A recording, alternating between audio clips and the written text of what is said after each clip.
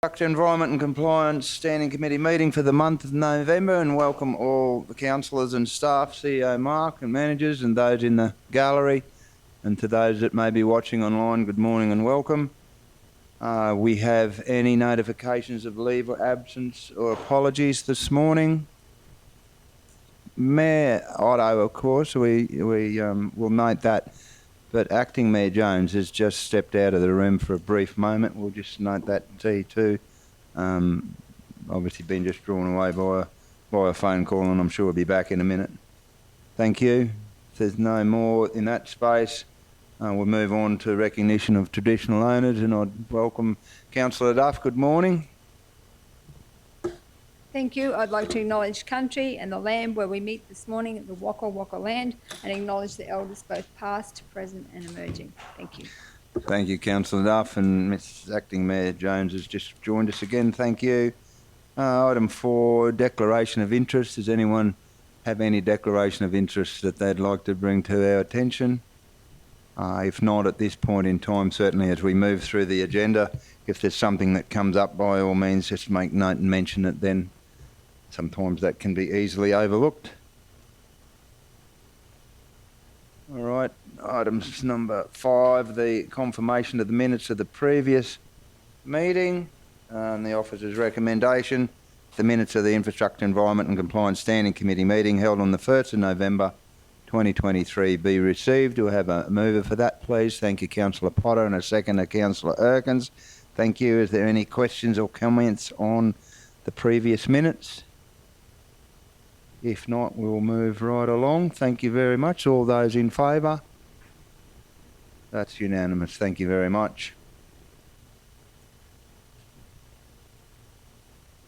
Item 6 on the agenda, which is on page 21 of your agenda, which is the infrastructure planning, works, construction and maintenance, water, wastewater plant and fleet. And Councillor Jones, if I ask you to present your report. Yeah, thanks, Chair. And again, present the portfolio report for the month of November, and we'll just run through briefly. I'll present it as read. Alfred Street, just some of the current design and planning projects of interest: Alfred Street, Kingaroy, River Road and Kingaroy Street Roundabout, Burt Road, Bowie, Wandai CBD Streetscape, Tingira, Chelmsford and Maidenwell, Bunya Mountains Road. The capital works programs are continuing. The bitumen resealing is going across the whole of the region. The patrol grading is getting underway. It's been hampered a little bit, obviously, with the latest week or so of rain. We had some heavy rain in the northern end of our shire, which is pretty good. It's been good to see the rain came, but I don't know that we're just waiting on reports back from staff. They're out there assessing all the damage, if any, and the flood damage restoration works, Bonaire, Bowie and Boyneside, and a whole list there. These are all on the website, Chair, to have a look if you want to. We've got design and planning projects in Freeman's Lane, Kingaroy, Wandai Industrial Estate. They're continuing on. There's graphs there showing you work requests and applications for the year-to-date. Roadside slashing, I would imagine, will become a priority now in the coming weeks. So I'm hoping that we'll certainly get on top of that coming into Christmas, because we always like to see our South Burnett region being presented the best it can look. So no doubt they'll be busy there. But I'd like to move that my report for the month of November, Chair, be accepted. Thank you.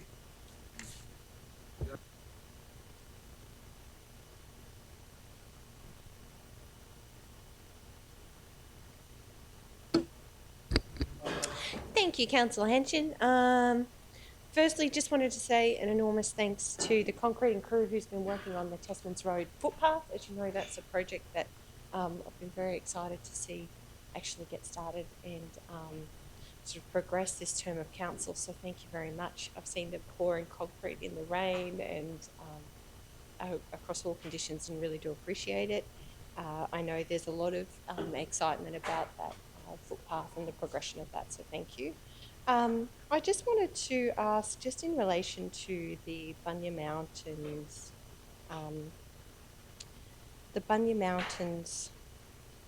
Maidenmore Bunya Mountains Road, the upgrade. I noted in the report, and I know it's come up before, that we've done the design work on that.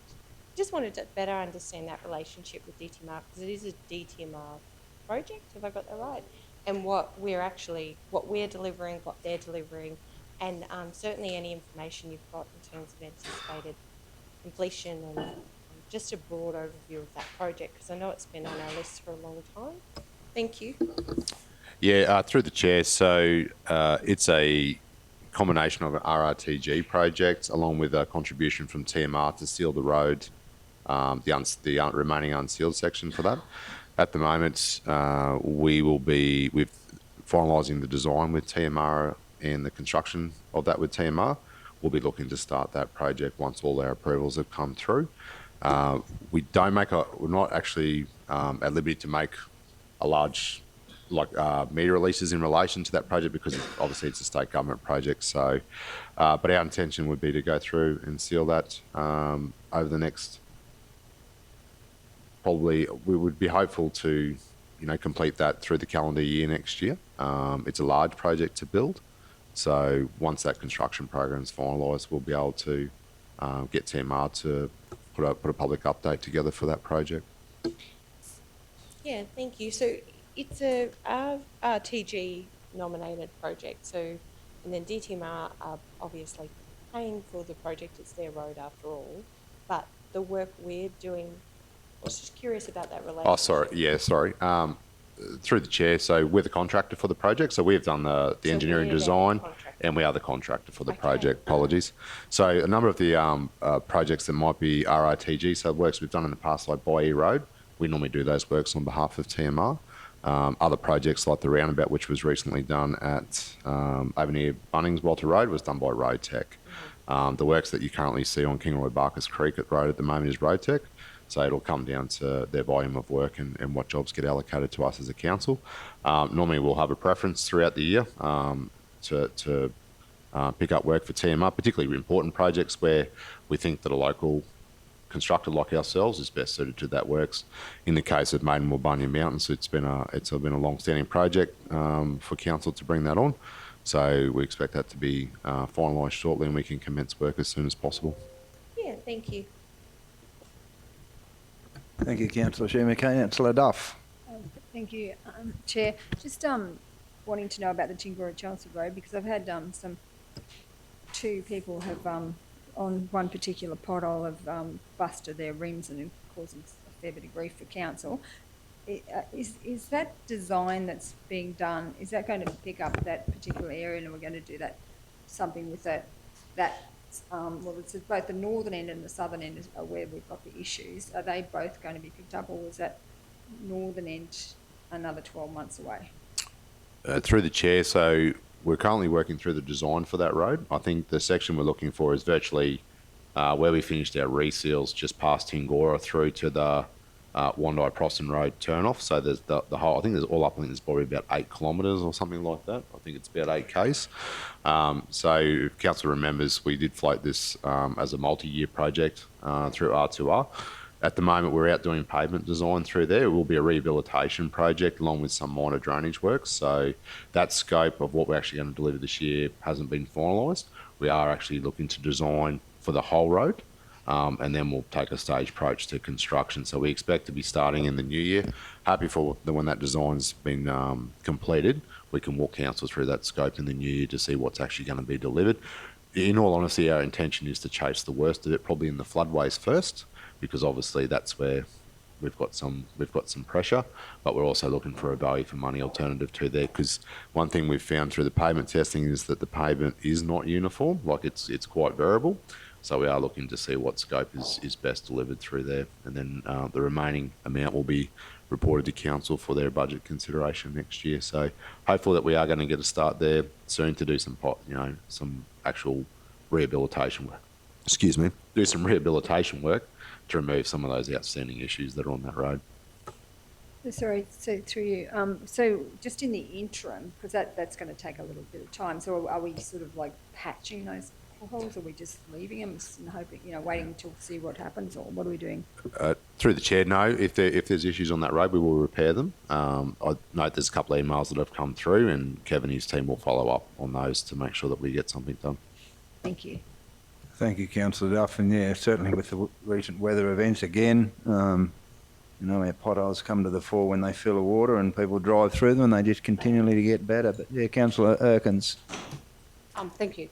I'd like to thank Manager Searle for taking the time and the staff at the road inspection last week. It was really great to go out and actually talk to the guys out there on the doing the work on the roads and getting a better understanding of the different jobs that are done, and I really appreciated that. While we're out there, we also took the opportunity to have a look at a couple of other roads and make an assessment as to whether they were urgent or whether they could go back. The guys also explained to me the fact that they had left another job to come to the job that they're on, because it was considered to be of greater importance to get that because of the condition it was in. And it was really good to hear their, the staff view on, they didn't want to be leaving a job that was important to come to a job that wasn't as important, bearing in mind that when they're out on a job, the residents around there see what they're doing, and to see them leaving if they know they're going to something that's of more urgency, it's fine with them, but they don't like to be pulled off a urgent job to go to another. So it was really good to get an understanding on that.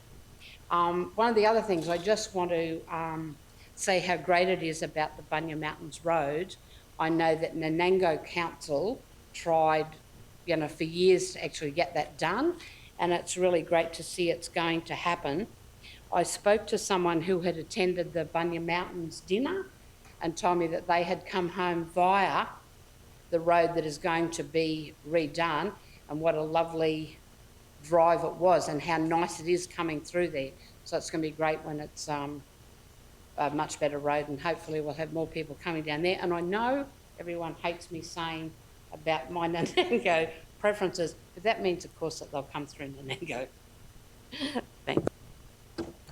Thank you, Councillor Erkins. And just on that, another thing I'd like to relay to the staff, that not in all circumstances can we liaise with, or certainly you guys can liaise with the property owners or the residents out there, but I know there's been many compliments passed on that the staff have contacted residents in certain circumstances with that simple phone call and just got a little bit of input into what might be beneficial in the event of some of our council staff and gear attending some of the works that's prepared or done throughout the region. So that's greatly appreciated through certainly people out in my division. I'm sure other councillors in this room can support that as well. So thank you for that. It's only a simple thing, and not always can council deliver what might be expressed by some of our constituents out there, but it's greatly appreciated, that little bit of liaisoning. Councillor Shoemaker. Sorry, Councillor Henson. There's quite a great report in here about our flood recovery works, and I note, that we've spent 28 million to date, and that you've undertaken a review out of the $60 million allocation, including betterment projects, and you've undertaken a review. Looks like the work's going to be completed in 2025, and you were proposing to extend the use of Red Frost for the management of that program. I just wondered if you might be able to speak a little bit to that report and give council an overview as to, how things are going, how we're tracking the risk profile of delivery, those sorts of things. Yep. Yeah, through the chair. So probably the best one to talk to would be page 32 for council, which has got the graphs there. So we put some financial information there for council, which is probably picture tells 1,000 words sometimes, so it's easy to understand. So we have two major programs at the moment, which is the 2024 flood, which is due to be finished this financial year, and we also have we call the 2025 flood, which is the works that are due to be finished at June 2025. The total of those programs is up around $60 million now, Kev, including betterment. At the moment, we are getting very close to finishing the 2024 program. So if you see that on page 32, I'll just look for the amount there. It's about 532,000 in resheeting left to complete in that program, along with a small amount of seal works there, which is around about 70 grand in that schedule there as well. So also below that is our 2025 program, which we have commenced works on, and we'll continue to ramp that up. Currently, our estimate to complete there is about $27 million remaining in that program, and the breakup of that is on the right-hand side. So we've got a large unsealed packages there to see, which is around $20 million, along with about $6.5 million in pavement works, plus minor drainage and those sort of things that need to be done through that as well. We have extended our procurement of red frost based on our original procurement. The program was much lower at that stage. We've done a look at their performance, and the guys have done a very good job. We've closed out most of our submissions, particularly from 2024. We had a large amount of outstanding initial reconstruction works, which was around 1.9 million, something like around that number. I think that's right, Kev. Yep. And of that, we had all bar about 19,000 paid. So they've performed very well. Note that they also now considered a local employer in our region. One of the staff members has moved here permanently. His wife is from here, and they've bought a house, so they do fall into that category for us as well, as a local in that stage. Overall, the program is going very well. I think there's still a number of areas on the network that we're working through. We've done a lot of work on Mount Stanley Road. Obviously, we've had some wet weather there again this week, which is going to cause some grief for us. We do have some outstanding work to do on that road. Obviously, we're waiting for the logging trucks to complete their rounds through there as well. And with that, we'll basically see our unsealed road network probably take a fair priority because it's of easier for us to get that out and a lower risk at this point in time for us with our program. So I generally think that you'll see a significant increase in works next financial year. As that, obviously, we've got a large capital program. We are using local contractors, and I think that gets reported up in the. I think we've seen that before. We're using a lot of locals in the procurement reports. So we try to generate as much work for our local economy as we possibly can out of that program. So that allows us to do that approach as well. Understand too, there's also competing resources for supervision and also materials in our region as well. So I think we're taking a very balanced approach, and I think the team's done very well to get through that program. And obviously, we were just talking before the recent rain that we've had on the network. We're assessing that at the moment. I do believe that will cause us some issues, particularly in two ways: of where we've got an increase in road maintenance, and also where we've got reaper works that we haven't completed. That obviously that's going to return to where places where we might have gravel exposed and subgrade exposed on gravel roads and those sort of things, where we've had to obviously go and do further maintenance works to try and get those people getting cattle in and out and those sort of things as well. So trying to work with the community, and obviously I appreciate a lot of the councillors have been in touch in the last fortnight as well around trying to make sure that we manage those networks as well, where we've still got further works to do. Yeah, thank you. Just a supplementary question, just in terms of the final work that's done, in terms of making sure it meets our standards and our quality. Just curious what sort of processes you've got in place. Yeah, through the chair. So we have a project manager's allocated to each of those packages. So there's a formal, there'll be a set of plans and a schedule done for that work, which is in line with council scope or QRA scope. So that's inspected as that work is completed. Yeah, thank you. And the revaluation on the network is scheduled for the upcoming year, I believe. I got that right? Through the chair, so there'll be a desktop revaluation for the network, okay, but a comprehensive for not a couple of years, okay, unless there's a need to do that. So thank you. Yep. Great to hear. Thank you, Councillor Shoemaker. Thank you, Manager Mann. If there's any other questions or comments, we'll move on in that Councillor Jones moved his portfolio report be accepted, seconded by Councillor Erkins. All those in favour? That's unanimous. Thank you. 7.1, which is page 34 on your agenda, is Freeman's Lane, Kingaroy, concrete pavement. The summary there is for Freeman's Lane to be considered for capital works funding to rehabilitate and upgrade the surface to a concrete pavement along the rear frontage of the Queensland Fire and Emergency Services building in Kingaroy. And the recommendation is that Council Committee recommends that Council fund the rehabilitation of a section of Freeman's Lane to the value of $200,000 from Council's flood co-contribution allocation. Do we have a mover there? Councillor Duff, thank you. A second to Councillor Jones. Comments, questions? Councillor Erkins.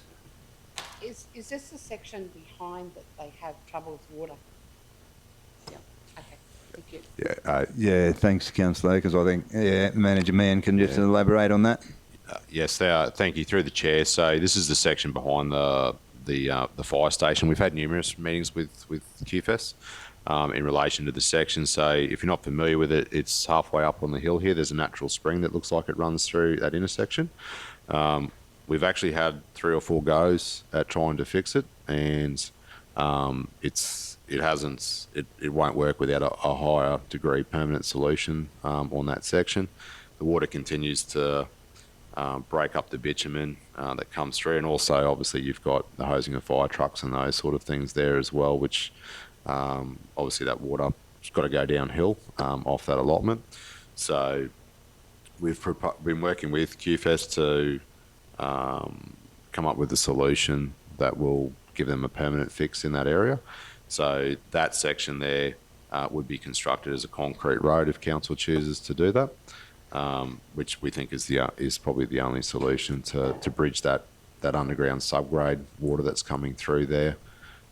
It's become quite problematic for them, particularly getting in and out with their fire trucks, and we are being called back there to do continual maintenance at the moment. We've tried to stabilise pavement through there, which was what was authorised under REPA, and that hasn't worked for us to make that solution long term for them. So Where are you going to put the water? yeah, so through the chair, so there is an existing stormwater system there, so we'll be looking to put subsoil drainage there, but also put a concrete road over the top of that to stop the pavement from breaking apart, essentially. And you'll direct it, because like I said, then the water will be directed into stormwater. Yeah, so the water that was coming through there underneath the ground, there's probably a couple of ways you can deal with that. Generally, you'll try and bridge the pavement over the top so the pavement becomes solid enough that it sits on top, and the water will sit underneath and make its natural way down the hill like it does any other time underneath the ground, essentially. It's groundwater that's coming up so through. The water's not, so what you're going to put down, the water now is coming up in that spot. Yeah, So you're going to seal that. Yeah, so it's a sealed road there currently at the moment. What we're seeing is that there's a natural spring that's Comes up. underneath. No different to the floodway issue at Mount Stanley, where you've got water coming through underneath, and we essentially need to build a stronger pavement over the top that won't move around when it becomes wet. So I understand that section of it, but in Mount Stanley, what they're doing is putting the water into a gutter to drain the water away. And I see around here there's houses. That's what I mean. So where is the water going to go? Yeah, so the water will come up underneath that pavement, and we'll put subsoil drainage underneath that, which breaks it into the stormwater network to take it away. And the water will essentially find its way out into other areas, basically down the hill. No different to what's happened in KTP and what we've seen down in other areas as well. It will go where it wants to go as far as a natural spring coming up out of the ground. So you don't know whether that's going to come down to the next road and come up there. Yeah, it may cause further issues down the road depending on how the groundwater actually wants to move. It's essentially the only solution is to try and bridge it Put a and well there and and try and get it into the stormwater system, which is what we've done out in the likes of Glennon Street out here as well. So underneath Yeah. that shared zone, there's actually cross subsoil drainage going everywhere to try and get it as much of that water into the stormwater system out of the Shame pavement we as couldn't- possible. Shame we couldn't put it into storage tanks and use it for gardens. Yeah, there's a number of these on the Kingaroy Hill. I'll call it Would the that be a possibility to be able to catch it and store it No, I don't think so. I for think gardening? no, I don't. I think you'd have to put an extraction system and dig a well, and it would become a bit tricky. Okay. Councillor Shoemaker. Thank you, Councillor Henshin. We've talked a bit about using concrete instead of bitumen in some of these problematic areas. Like I'm very supportive of this project in terms of actually finding a solution and just paying for it once and doing it properly. I just wondered in terms of like the life of works like these, had you had any ideas what that might look like into the future? Noting that, and I couldn't quite understand from the report, have you only been there once and fixed it, or it's like been because it does say you've used subsoil drainage and the geofabric rock blanket before, so I just was maybe a little confused about what you've actually done, and keen to understand the life of works like these. Yeah, through the chair. So, expectation of a concrete road would be in excess of 80 years or something along those lines. Now, that's not to say that it will last that long. It's similar to what you'll see in other areas where essentially you've got a floodway which becomes a concrete floodway because bitumen doesn't hold there. There was a reaper program there done with stabilised gravel, which is cement-laden gravel. And from what we can see, there was some subsoil drainage works done underneath that. The issue with that is that you've got water coming in from the top and also coming from underneath. Now, a stabilised pavement, because the gravel still takes water into it and a stabilised pavement will still take some water into it, it's not strong enough to hold. And this is probably the ultimate solution essentially for that is to build a concrete road, which is why you'll see them in areas where you've got low-lying areas and swamp and those sort of things where the last resort is to build something that is immovable, if that makes sense.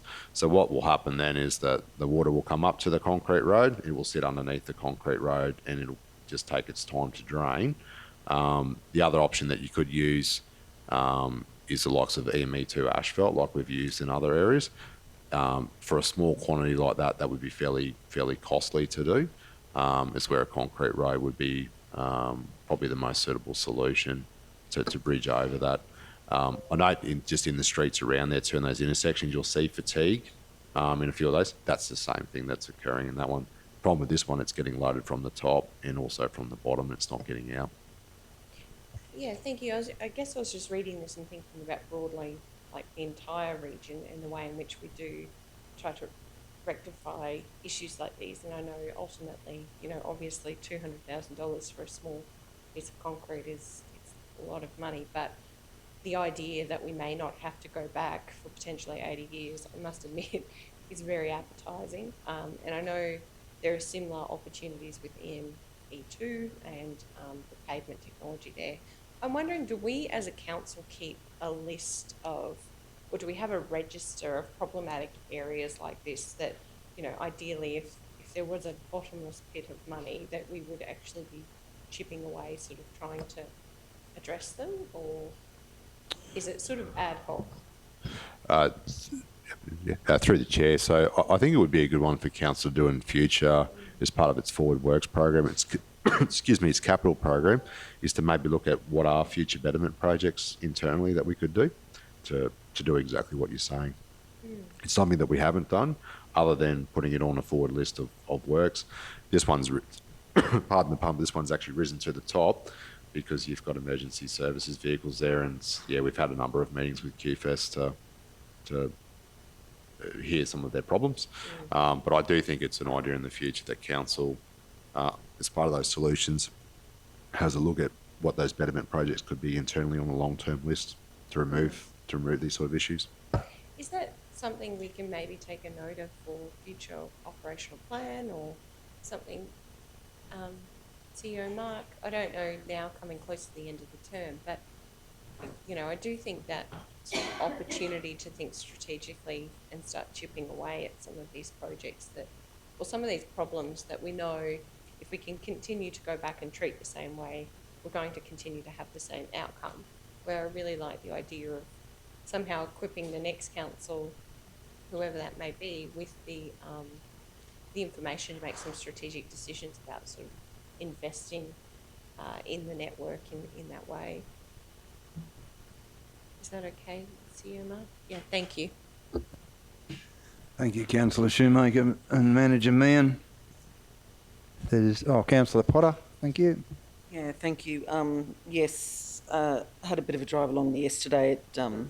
It's not the best, but I think that drainage right across Freeman's Lane, coming from, you know, maybe even Albert Street, needs to be really looked at. And there's even reports that I've sent in today with regards to issues with Freeman's Lane and King Street. So there is a big issue in that area with regards to the underground water and, you know, and especially that intersection along Mary Street there. So I think this is something that council will be looking at further in further years to come. So I think we should be prepared for what it's going to cost council in the future.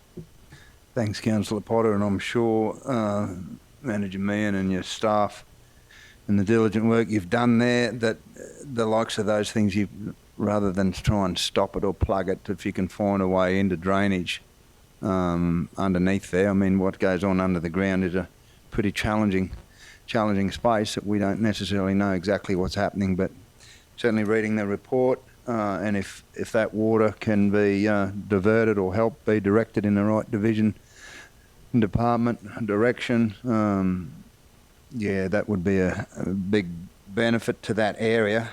And I guess certainly in the last couple of months with the movement that's happened in that fire station with the fires and trucks in and out of there, it's probably accelerated the deterioration of those things there. So, yeah, thank you. So if there's no more comments or questions on that,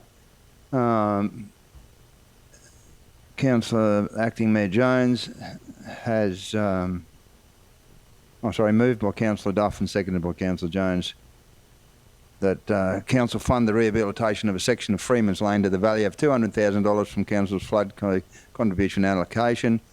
We have all those in favour. Thank you, that's unanimous. Moving on to 7.2 on page 36 is the Advanced Design Program. And the officer's recommendation is that Council note the proposed 23-24 Advanced Design Program for future construction delivery. It's there in the background in your agenda. Noted the Toongura, Chelmsford Road, Tesmans Road, Regional Road Renewal Planning, St Patrick's Primary School at Nanango, and Nanango State High School, Tangerindi State School, Mergen State School, Youngman Street, St John's Lutheran School, and Avoca Street, Kingaroy, with all documentation there. Do we have a mover on that? Councillor Shoemaker, thank you. A second to Councillor Potter. Questions, comments? Councillor Shoemaker? I just wanted to check, so this is for, like, I'm a big supporter in scoping, getting shovel ready, making sure that, you know, come construction time into the future, we're ready to deliver those works and do them well. So I really do think this forward planning is key, and really excited by the list of projects that you've identified here. I just wanted to understand, so you've said the 23-24 budget allocation, 250,000 has already been approved for projects that are going into construction delivery. And so are these two projects, are these two programs overlapping, or is this sort of the program you're progressing for the next financial year? I just wanted to understand, are we going to pay for some of this financial year running into next financial year, or how exactly are you sort of preparing? Have I made sense? Yeah, through you, Chair. Yes, you have made sense. Yeah. This is around, there's a number of funding schemes that we have approval for, and we have the ability to draw down out of them concurrently. So Council, whilst it hasn't handed down its 24-25 budget, there are other programs through STIP or TIDS that already have that earmarked for the next 3 to 4 years. And it is around knowing that those other programs have already committed that money. We've nominated the projects to support that, but also the money is there to support that for delivery in next financial year. So what we're looking to try and do is to, like you said, have it shovel ready for next financial year. Some of these jobs are quite extensive. You know, like Tinkeroo Chelmsford, as Aaron touched on before, is going to be a multi-year delivery. But then there's other jobs that are looking to be delivered just next financial year. And one of the jobs, actually, the Youngman Street crossing, will actually probably go across the next, not only this financial year, but also filter into next financial year off the discussions with the department as well down in Brisbane. So there is a number of different funding bodies where we can draw down and access that external funding sources as well, which is good. But at the same time, it's good to get these sorts of things ready and stockpiled ready for the following financial. That way the delivery team can pick it up and run with it in advance of 1st of July. Thank you. It's very pleasing to see, you know, projects that we'd identified early in this term of council sort of finally sort of be spat out the sausage machine, as CEO Mark says. It's really great. I just wanted to check, is there any impact by noting this advanced design program? Is there any impact to our current advanced design program, or you're on track? I kind of read through the report. Seems like you're on track, but just want to double check. Yeah, through you, Chair. The current advanced design program, we probably closed a lot of that out probably 4 or 5 months ago, and we then started to work on other items that we knew needed time and investment in energy. You know, there's some recent endorsements at council that needed work, and things like Freeman's Lane pop up in the middle as well. So there are a number of elements that we need to juggle, but at the same time, it's good that we've got those out of the way. This is around planning for works in next calendar year, and we just want to make sure that we've got, you know, some good transparency with council on where we're investing our time and energy. Yeah, fantastic. Thanks for the heads up. I guess I was just curious because when we set that budget, we kind of did set the 250,000 based on what projects we kind of had in queue. So I was surprised to see you could still continue to do some work that we hadn't necessarily extended that entire current budget allocation. It's great management of the funds, but yeah, and I think it's important leading into the next year. But I know that was always really tricky during the budget time. We were kind of really scrutinising all of the budgets, and I had thought you would expend the full 250 on current committed projects. So it's clear that we're able to do some additional work as well leading into the next year. Have I got that kind of right? Yeah, through the chair. So the purpose of that budget is to use that money for the following years, so that the reason why we're going pretty well on the STIP projects now to get them underway is because we used it last year. So advanced design, whilst you might use some of it for an existing project this year, but generally it's to build that pipeline so that we're ready to go, so that we can get out of the blocks a bit early, so we can push up the capital spend early. You know, it's exciting. Well done. I think it really demonstrates the maturity of our systems and how far we've come over these last couple of years. So congratulations and thanks for the report. Thank you, Councillor Shoemaker. Councillor Erkins? I'm just a little confused. So Nanango, have you started on that program at the high school? There is some work being done up there on that. Through you, Chair, the works up at the high school is around. We worked with the principal up there and had a bit of a discussion last year. Not last year, last financial year, in just understanding what are the issues that affect them. So what are some of the student interests? We went and looked at some of the pedestrian behaviour up there to see where are they walking to. You know, have we got the right facilities and infrastructure in the right locations? It is all the similar treatments of like you see at any school. We've also got some old pavers out the front as well up at the high school. So whilst the high school might be doing some of their own works, we haven't actually done anything on this yet at all. On the corner of Elk Street and Cairn Street, Yes. there is some work being done. Is that anything to do with this? I don't think it's council from what I understand. I understand NBN might be doing some work in the region right now, in Kingaroy as well. but I'm only hazarding it at a guess because I actually haven't been up there myself, Okay. but I have seen it from a distance. Okay, No, it's not the STIP project. okay. And then, looking at these, the Nanango Primary School, that footpath going to the primary school, is that still on track for happening? Because that's where that lady fell over? Still happening. Just looked over my shoulder. Kev said yes, councillor, so that's a good thing. Do we have any time? Okay, Yeah, thanks, Councillor Erkin. That's Okay, a separate thank you. issue to the one we're just discussing here at the moment, but yeah, certainly I'm sure staff will take that on notice. Yeah, Councillor Duff? Thank you, Chair. Just wanting to know about the, I know that we had a co-contribution on that on that Kratzman's Gully. Were we going to do the design for that one? That's with the feedlot where he's got to contribute half, and I know that gully hasn't been done, but is that been designed, or what's happening with that? Through the chair, we'd have to take that one on notice. That'll be a discussion with our friends in development. We'd have to take that one on notice, councillor, and get back to you. Thank you. There was also, I know when we had that list of projects, and Councillor Potter moved a motion that we look at those projects, design them, and do those 13 projects. And one of them was Chingura drainage. What happened with that? Did we ever do anything with the Chingura drainage? Through the chair, it was put into the PPT and it was put up as council was given the list of projects for their consideration for the budget, so it's sitting in the forward program list for whenever council wants to adopt that work. I think we brought a couple of reports to council around what that's going to cost. So that's the design, like how that looks, has been done. Yeah, no, that was for a construction forward estimate. Mm-hmm. Thank you. No worries. Thank you, councillors and Manager Meehan and Darcy. If there's no further questions or comments, the 7.2 is the Advanced Design Program, moved by Councillor Shoemaker, seconded by Councillor Potter.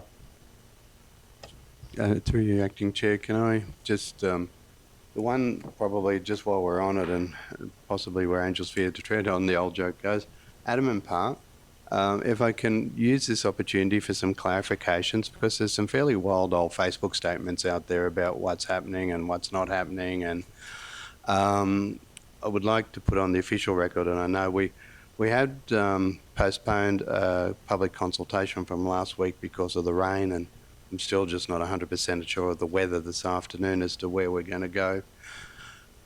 The Advanced Design Program is for on-street parking. At no point has Council allocated funds to, committed to, or has any plans of a car park in Adamant Park. It certainly can get raised, as any topic can get raised, but the advanced design is clearly for, and the work that we're doing is there's an issue with that school, there's a number of schools across the region. What do we do with those streets and the on-street parking? So that has to be resolved whatever and wherever we go. There's been a bit of commentary that's been pointed out. I was trying to put my head to where some of this may have come from as far as, and I will say there's been some grossly unfair comments to the school, personal probably opinion.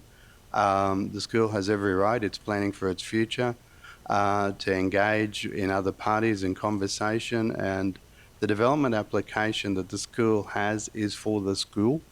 It doesn't flow over into us at this point in time. Actually, someone pointed out the other day, and I think there's been posts now about extracts from the dreaded Sport and Rec plan from 2018.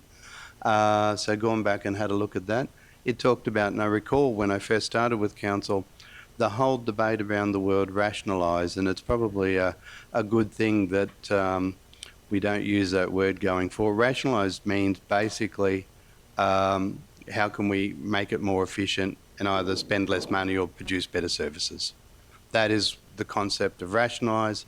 Rationalise the pools in the day, and it was a little bit before my time, got caught up in we're going to close all the pools, we're going to close this, we're going to close that. Rationalise forever in my head means that we would look to make something more efficient, we would rationalise it, make it better. If you can never say never to anything, if something down the track was so broken, stopped, had to be replaced, closed, yes, that may be, but it's just one of a myriad of options to look at, but primarily to make it better, make it more efficient, and like if we could save money on it and deliver a service at the same level, that's great. So the Sport and Rec plan talks about negotiate with the school, the adjacent school, to use and maintain part of Adamant Park for playground and sports activity. There is no referencing to a car park in the entire document. It talks about rationalising the park, and this where this has got a little bit hooked up on we're going to build a car park there. No, we are not, and the whole point of the exercise, and it's great that people get I'd say committed to their cause. The feedback is more than welcome. It needs to remain respectful and constructive, but I just wanted, while we're in here, and it was timely that this came up because we had a range of other projects that we just wanted to update council on. This is the design work that we have in the system, so it would actually be a conscious decision of council somewhere down the track, which I'm not saying it is, it's not at this point. Well, it's not just as this facts stand today to build a car park in Adamant. It is not the case. The conversations with the school, and if you could actually engage with any neighbour to get a better use for a resource, for a play area and sports park, you would. That's not, and that doesn't commit council that will happen either. That was the point of the consultation, to actually go out there, get community feedback, and if the community feedback is that's not what they want, well, that's fine. That's the community feedback. If it is that's what they wanted, that's fine. That's the community feedback too. If they come up with other ideas, rationalising of parks, we've spoken on numerous occasions about planting trees, saving mowing, and doing a whole range of things. So I really wanted to just take the opportunity today, councillors, if I may, that there is a raft of information out there. There's some other bits that have been said that were probably innocently in error as well, but that they're on a slightly different topic. But the Sport and Plan references, it talks about rationalising the park. Yes, it does. If we can make it better, deliver the same service, more efficient. Certainly one of the things that have come out of it already, and both General Manager Darryl and and Manager Leanne, the shade sale. That was an oversight. For whatever reason that happened back in the day when the shade sale was damaged, there will need to be a feed into next year's budget about what we do with that playground equipment and that shade sale. That was terrific. That came out of the consultation, and that was the point of the exercise, is to get that feedback, get some information. We can feed into next year's budget and make some decisions. But there is nowhere in any corporate documents that I can find that any car park is being placed in that park. Thanks, Chair. Yeah, thank you, CEO Mark. And I know every councillor in this room and social media gets seriously carried away sometimes with the incorrect facts or refuse to look at the actual facts. And thanks again, CEO Mark, for relaying that. And I know each councillor in this room has copped some flack over it in some shape or form. And thank you for clarifying that, CEO. So whether that can be relayed, I'm sure this afternoon, Manager Brooks, you're nodding your head in approval there that I see the consultation, whether it happens today, weather permitted, I'm assuming it will. Councillor Jones, sorry. Yeah, thanks, Councillor Hampton. So exactly that was my point. Because of the weather, predicted this afternoon, if this consultation has to be cancelled again because of the weather, plans moving forward, be interested to see, personally, there's a lot of community consultation and a lot of work to do around this, and I don't know, me personally, I would not like to rush through it. There's a lot to take into account, and I've spoken with our infrastructure department, and there's other options to look at addressing the street parking and all that sort of stuff. So I would hate to see it rushed through and push through and not get it right. So even if after the consultation this afternoon, I don't think this needs to be rushed through and any decisions made before the next election.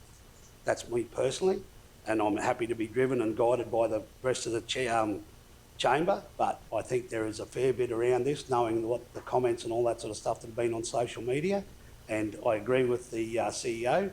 there is certain elements of the community that have been attacked unfairly, and I think we just need to tread through this very carefully, get it right, because it is something our school up there is, in particular, is growing and has all sorts of development plans going forward.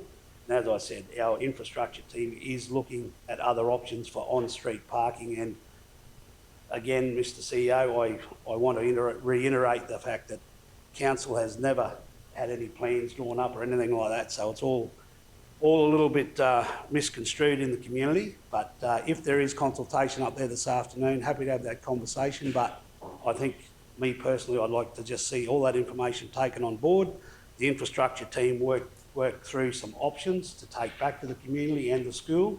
But I don't want to see it rush through before an election for any other reason, just to make sure that we get it right, because it is critical to that particular area up there, and it is valuable land, and it has a lot of sentiment value to it as far as history and all that sort of stuff goes. So just a plan moving forward from this afternoon, Mr. CEO or Darryl, if it does get, because it is predicted that we're going to get severe storms through this afternoon, so if it is cancelled, I think that we can put a media statement out or do something and just explain to them that we've tried, and we're actually going out, correct me if I'm wrong, but we're actually doing the consultation because the school approached us because of safety issues. So we're addressing it as a council purely on the fact that there is safety issues on the street and nothing to do with the car park or any particular issues with developments inside their boundary. Is that correct?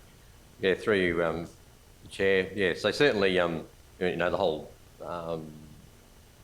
Ivy Street, all the other surrounding streets, even council identified it as being a high risk to community, to kids and parents. I like that the park in that vicinity going to the school. So, we're trying to proactively do something before an accident happens.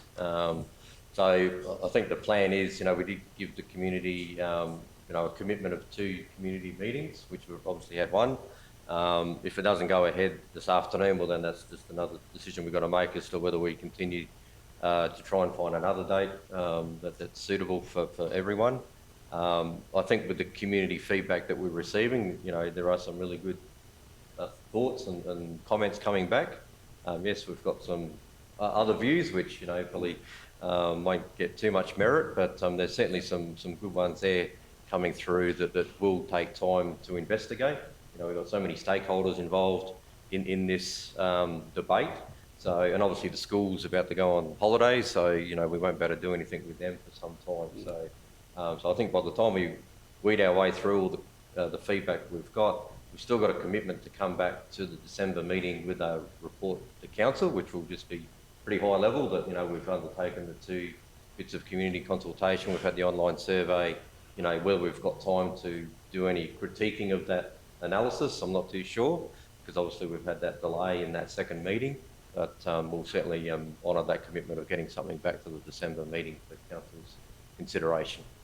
Yeah, thanks, Manager. I would certainly can't wait for that report to come back, but I would, me personally, I would accept that report as information only, knowing that there is our planning section and all that are looking at other options, and I don't think that anything's going to happen before March anyway, and that doesn't stop our planning section continuing on working with whatever options they have or can discover down there. So even with the planned consultation this afternoon, I would like to just see that come back as an information report in December, and just let the community understand that, well, again, I'm only speaking on my own behalf, that council would not be rushing any decisions or anything like that, taking all information brought back, and acknowledge the fact that our planning section are looking at other options to address the safety issues on Ivy Street and the parking for St John's. Thank you, Acting Mayor Jones, and thank you, Manager Brooks. I'd like to actually suggest, and again, we've had inclement weather conditions for the past few days, and personally myself, I wouldn't have a problem if it was postponed again, because you're talking about safety of people and there's nothing but warnings about storms. I mean, look what happened a couple of days ago when 200 mil of rain fell across our region and 170 mil of rain. And this project and this consultation, we're going into the Christmas break. regardless of election and whatnot and budget requirements, as CEO Mark's alluded to, with the shade sale, and there's a lot of conversation to have around that space in that area. I can't see a problem in postponing it today simply because we're here at 10 o'clock this morning. It's quite inconvenient for people that get a message at 2 o'clock this afternoon or 3 o'clock this afternoon to say it's postponed.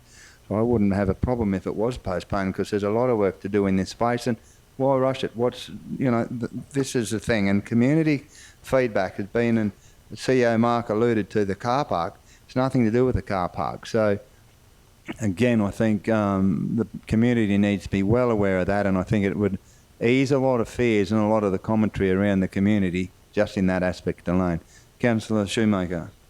Thank you, Councillor Henshin. I just wanted to ask, we have committed to doing the playground audit this year across all playgrounds across the region. There's been some really valuable feedback come through that first session anyhow that I attended about the playground, way people do actually want to be able to use that space at Adamant Park.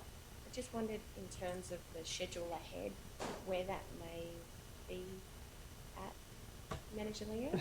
Yep, thank you for your question through you, Chair. Yes, certainly we are doing the playground audit. They are to commence next week, weather permitting. So we're hoping to see a report back towards the end of January, early February, on all of the playground safety equipment. So yes, we'll have that back early next year, and that will help inform us about Adamant Park, about the playground, the shade sales, what that looks like in the future.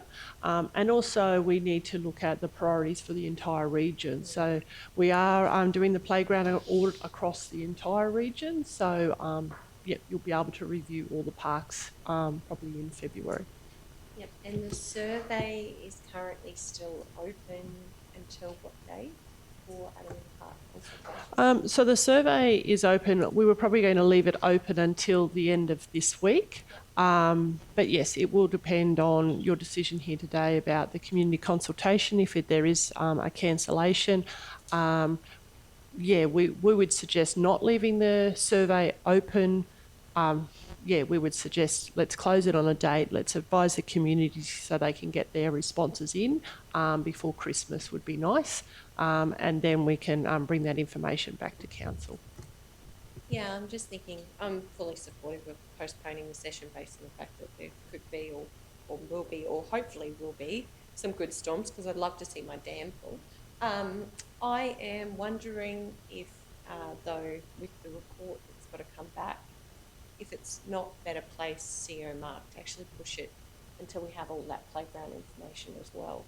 Because I think it is a much bigger conversation, like the feedback that we've got around Adamant Park, how people use it, what they'd like to use it for, has been really valuable. It's been a really great conversation in that regard.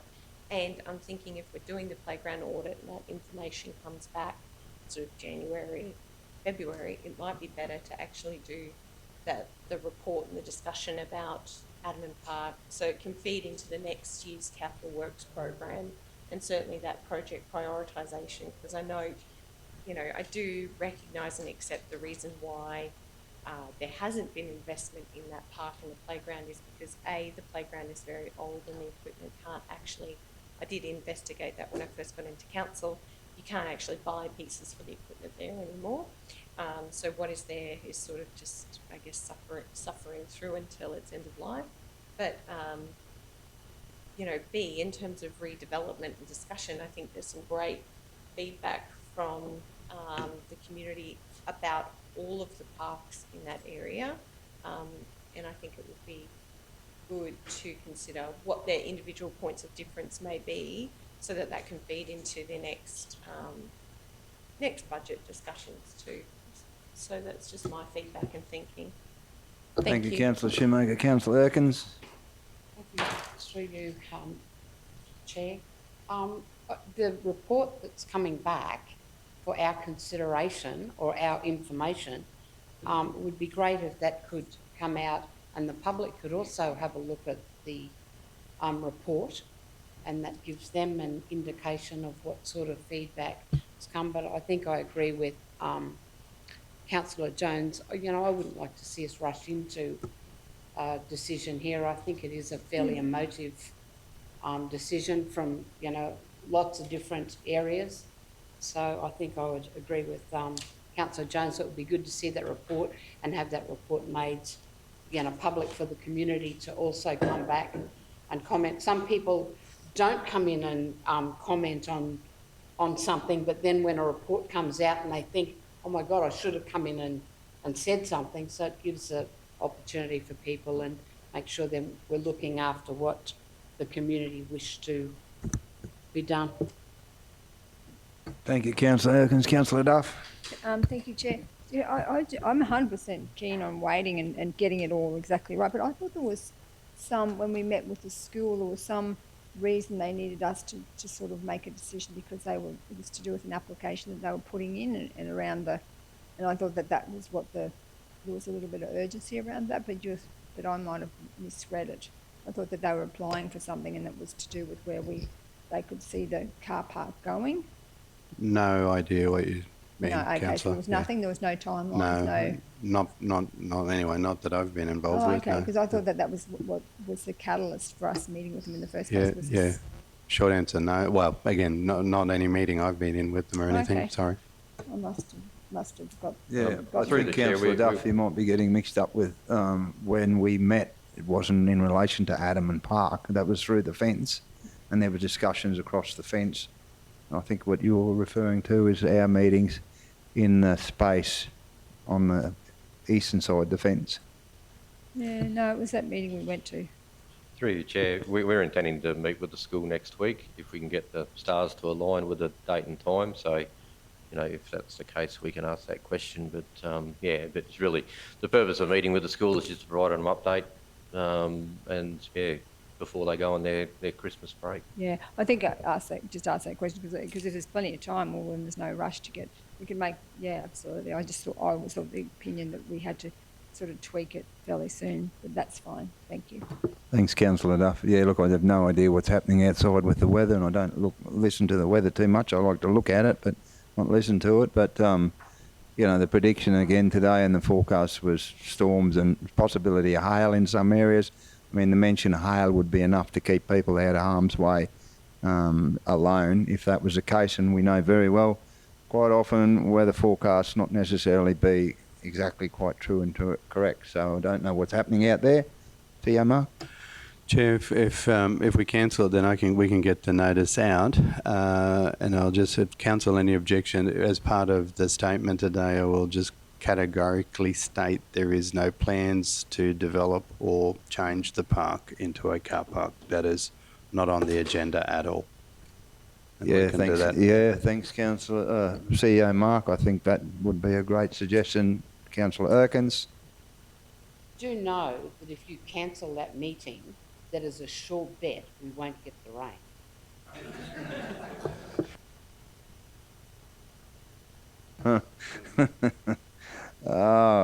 Positivity, Councillor Erkins. Yeah, anyway, look, there's no further comment. And as CEO Mark has alluded to, in the event of that, is the cancellation of the meeting today. What's the general thoughts, consensus on that, fellow councillors? Yes, Councillor Erkins, you're nodding ahead in approval. Do we need to move a motion, just make a media statement? Yeah, I'll put out a media and circulate it to all, and as I said, and we'll also put in the other aspect. Yep.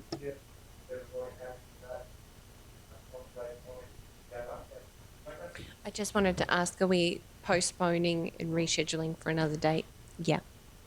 What we might do is, and we'll postpone, and then we'll also make it, I think with the next round too, in the notice articulate the fact that we want to talk to them about what they would like in the park going forward.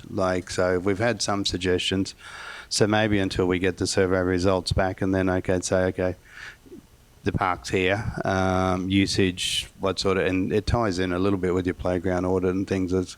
That SAD shell, and certainly going up on site the other day, and it's a fair cop. That SAD shell needs to be replaced. So if we were going to replace that kit, what do we do? What do we replace it with? And into that conversation, and I'll run in parallel with the works guys doing their on-street solutions and surrounding streets. Yep, thank you. Councillor Shoemaker? I just wanted to note too, it's been really great to get the history on the park and how it actually was established. I had a long-standing conversation with Graham Whedon actually the other day, who brought that land off the Adamon family at 19. It was a farm prior to that. And when Graham Whedon actually developed the area, that farmland, that park was nominated by council at that time. The development restrictions meant that you had to nominate a piece of land for parkland, and it was actually Graham Whedon who owned and developed that land and nominated that the park be dedicated to Sir Charles Adamon, being that it was his original farmland. Have I got that right, Leanne? I've got that right. Which I think the great thing about this conversation has been getting this history and this understanding about our town and where it began and how it's grown over time, and you know, the people who have brought us there. So really grateful for the opportunity to discuss some of that with the community and to get a better understanding of certainly my division, Division 4, and the parkland in that area. And it was actually nominated. Graham didn't want to actually nominate that piece of land. There was another piece of land that he'd been advocating to that current council, the Kingaroy Shire Council, back then, and unfortunately he didn't get the support. So it's just interesting to get the real history behind some of these projects, and I think moving forward I certainly would like to find a way to better acknowledge some of our pioneers, like the Carew family, like the Adamon family, like the Youngman family, the Carroll family. You know, there are some pretty amazing pioneers who have really built and shaped our region, and I think somehow we've got to try to share some of their stories. So I really do appreciate the opportunity to discuss that more. Thanks, Councillor Shoemaker. Yeah, look, I do recall that development quite well, and I believe it was in the 80s. That school, there was a building shifted there. There was a building out on its own on the edge of Kingaroy where the commentary was back then. That Ghost, there's a school out there on the edge of town. There was nothing out there, and it was quite. And from there, of course, the developments proceeded. So, Councillor Jones. Yeah, thanks, Chair. Mr. CEO, can I just, so on the consultation that we're cancelling today, postponing it, so are we going back again to talk about, I don't know, the issue was car parks and developments for school and all that. Can I just clarify that we just, again, that's what I was aiming at before. I would like to see this particular issue with the community and the consultation around car parks and developments and all that put to bed, simply because, and indicate that the planning department is looking at other options for the car safety and the vehicle travel on Ivy Street as a safety issue, and that we go back to the community for consultation around what they want in the park. Is that what we're going to send out? Is that what we're all of the understanding? That's the postpone. So as General Manager said, we gave the commitment of 2, so we would postpone it today given the weather, and that ground will be, I imagine, fairly soggy up there. We will be going back, so we'll issue the statement, postpone today to a date to be advised. There is categorically no car park for that park. That is not on the agenda, nor will it be dealt with going forward. The consultation, when it next comes round, is we can hopefully might even have a bit of an update about the on-street solution as to where that goes, and the usage of the park and what equipment or what the community would like done in the development of that park for sport and recreation facilities going forward. So thank you. So that's what I would really like to make very clear. This is a consultation going back for what they want in the park as far as community facilities for the community. That's what I really want to... Yeah, and no promises, because depending on what comes, but it'd be nice to know if they're, like, we often talk about the different age groups who uses it, what, like, is it more preschool, is it more for teenage, is it more, what's the usage and what sort of equipment? Because there's no point putting in a cracker-dacker slippery slide or something and everyone goes, no, we really wanted a monkey bar. Yeah. So, yeah. So I'd like just to put like we're coming up to Christmas and all that sort of stuff. We've got all sorts of stuff going on. I would just like to make it very clear that if we go back to community consultation, it is for the anything in the park, and that the discussion around anything regarding the school and its development will not be discussed until later after the election in March and all that sort of stuff. When we will get a report given to them, the staff will give the school an update, everyone will be updated, and the community can rest easy through to the end of March with the next council coming in, and then that issue can be addressed. And our planning section, I am sure, would have some options to present to the community. That's what I would like to see quite clearly stated in that media release. Thank you. Thank you, Acting Mayor Jones. Yeah, that's a good point. And certainly this time of the year and time of the term and all the rest of it needs to be taken into consideration. So if there's no more questions, comments, Councillor Potter's got your light off. Yep, thank you. All right, so we have then 7.2 on the agenda, the Advanced Design Program. It was moved by Councillor Shoemaker and seconded by Councillor Potter that Council note the proposed 2023-24 Advanced Design Program for future construction delivery.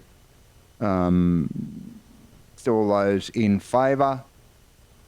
That's unanimous. Thank you very much. We are sitting at 10:12 in the morning, and we have welcome Charlie's walked in the back of the gallery there.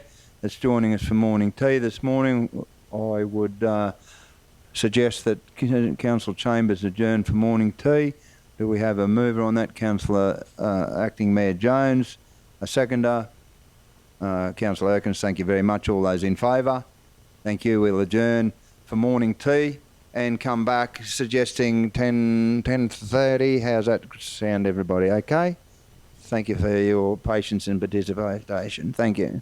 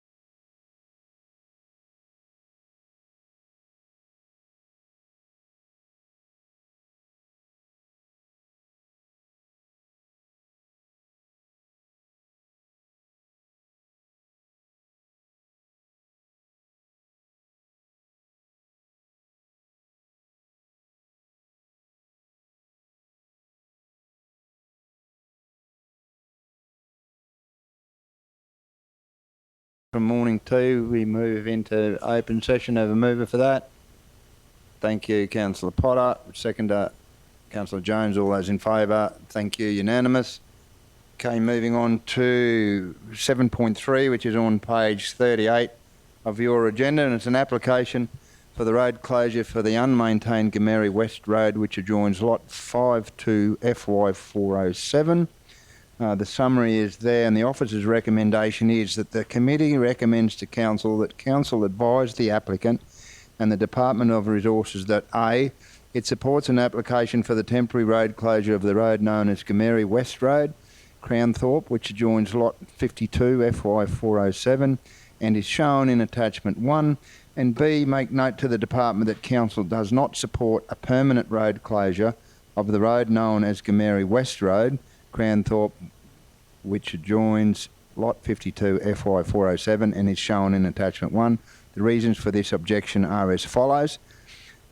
Long-term usage of the sections of road reserve is unknown, and the permanent closure may affect any future interconnection of roads and any necessary future infrastructure and any potential new development in the area. And C, should the Department Resources approve the proposed permanent road closure or temporary road closure with road licence, that there be no cost to Council associated with the road closure. And 2, delegates authority under Section 257 of the Local Government Act 2009 to the Chief Executive Officer or their delegate to finalise any of and all matters associated with the application. A, execute a road manager from Form Part C statement in relation to an application under the Land Act 1994 over state land for the proposed permanent road closure. That's the recommendation. Do we have a mover for that? Councillor Jones, a seconder, Councillor Duff. All those. We have commentary on that. Conversation commentary. Councillor Jones. Yeah, I'm fully supportive of what the recommendation states there, Chair, simply because it falls into line with the rest of the gazetted road area, that it's a temporary road closure, and it's the other applicant or the other person that owns land adjoining to that's applying for the front half, and I just think it falls into line and it's quite clear there, so I'm more than happy to support the recommendation that we've got put forward. Thank you, Acting Mayor Jones. Any other comments, conversation? If not, we'll go to the vote. All those in favour? That's unanimous. Thank you. Item 8, Waste and Wastewater. 8.1, Water and Wastewater Portfolio Report, which is on page 42 of your agenda. And Councillor Acting Mayor Jones present his portfolio report. Thank you. Thanks, Chair. And I'll present as read what the Waste and Wastewater report. Just a couple of things there. The capital works programs, we've got Jubilee Street. These are the current water main replacements underway. Jubilee Street, Kingaroy, Blake Street, Proston, Mackenzie Street, Wandai, at both ends, Cadell Street, Wandai, also Markwell Street, Glendon Street, Alfred Street in South Burnett there.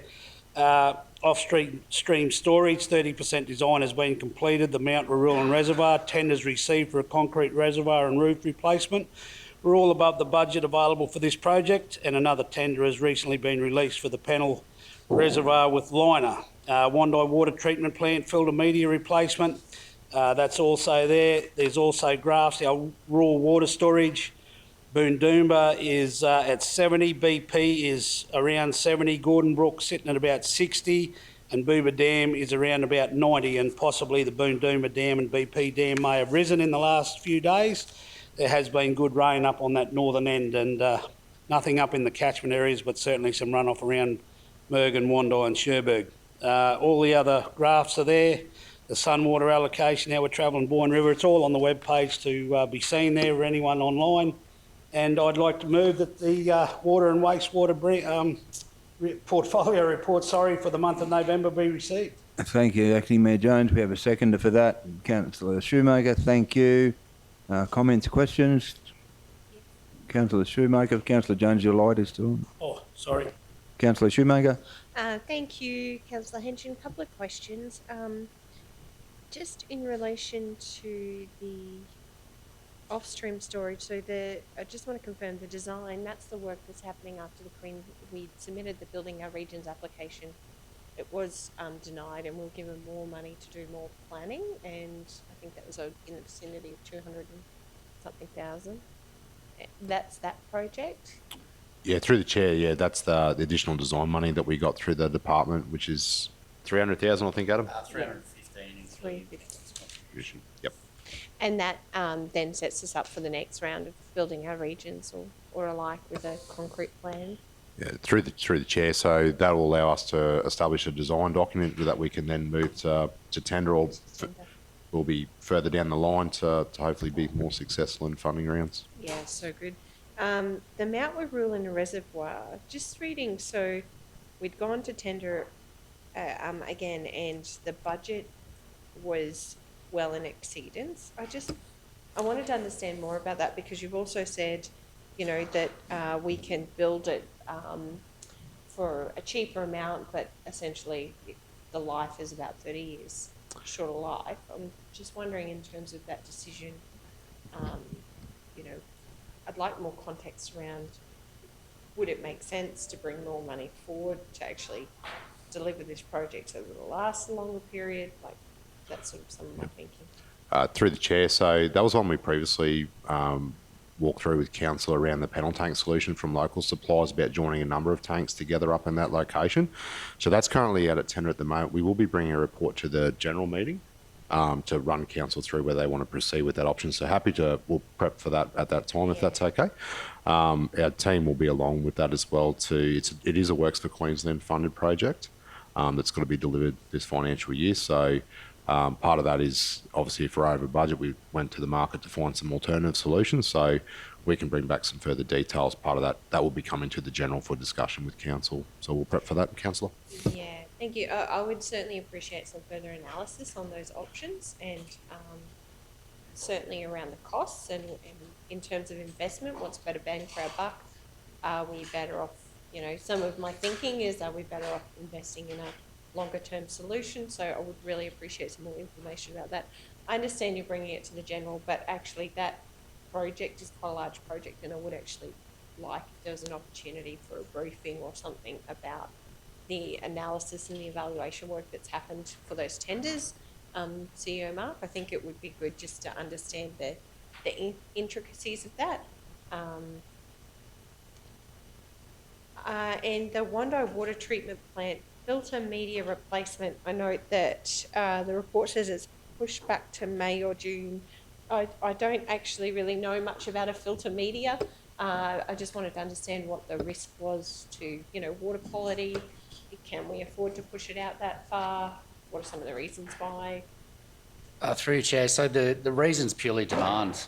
This time of the year, and, you know, recently with the rain, it's been beautiful, but prior to that, our demand's been quite high. So we push it back to the winter months when the demand's less for the towns, and it gives us a better opportunity, a longer window to get in and physically do the work. The risk is mitigated through backwashing and prior cleaning the sand. So there are tools in place that we can to make sure the water quality is up to scratch. And so delaying that filter replacement, though, it's not actually going to have any impact on your day-to-day operations of the wastewater facility, of the water facility? No, not at this point in time, no. It'll continue as normal. And the sewer relining access chamber rehabilitation. So we've got a broader strategy with the Wide Bay Burnett group there. Correct. I just really wanted to understand a little bit more. So you said it's upgrading the chamber we've relined the pipes, so that I don't fully understand the function of that or what you're sort of doing there. Keen to... Through you, Chair. Happy to give you a show and tell if you like. More than happy to take you to site. Like to. So yeah, absolutely spot on. So the sewer mains have been relined, and there's been a fairly extensive program over the last few years to reline all of those pipes. And so now interconnecting in between those is the sewer manholes. So the concrete structures themselves are susceptible to what we call gas attack. So basically it degrades the concrete within the manholes. So part of the program of works is actually to reline the manholes. Wow. And depending on the condition of those access chambers as to what the solution will be. And again, it's depending on what the tenderers submit. Yeah, because age, certainly the way the gas and can eat out the concrete. So yeah, I imagine. And in terms of that redlining project, then that sort of sets up the region for a number of years to come. Like the life of those reline pipes. Through Chair. So the expected life is around about a 70-year asset life for the reconstructed sewer access chambers. Again, depending on the type of rehabilitation work required. So some of them may be a 2-pack polyurea solution, whereas others are a mortar fix that are more of a structural repair. So the integrity of some of the manholes just have no structural backbone to them. So you need a bit better fix to help with the foundation, if that helps. Yeah. Yeah, thank you. Thank you for the overview. I think the longevity of that infrastructure is really important.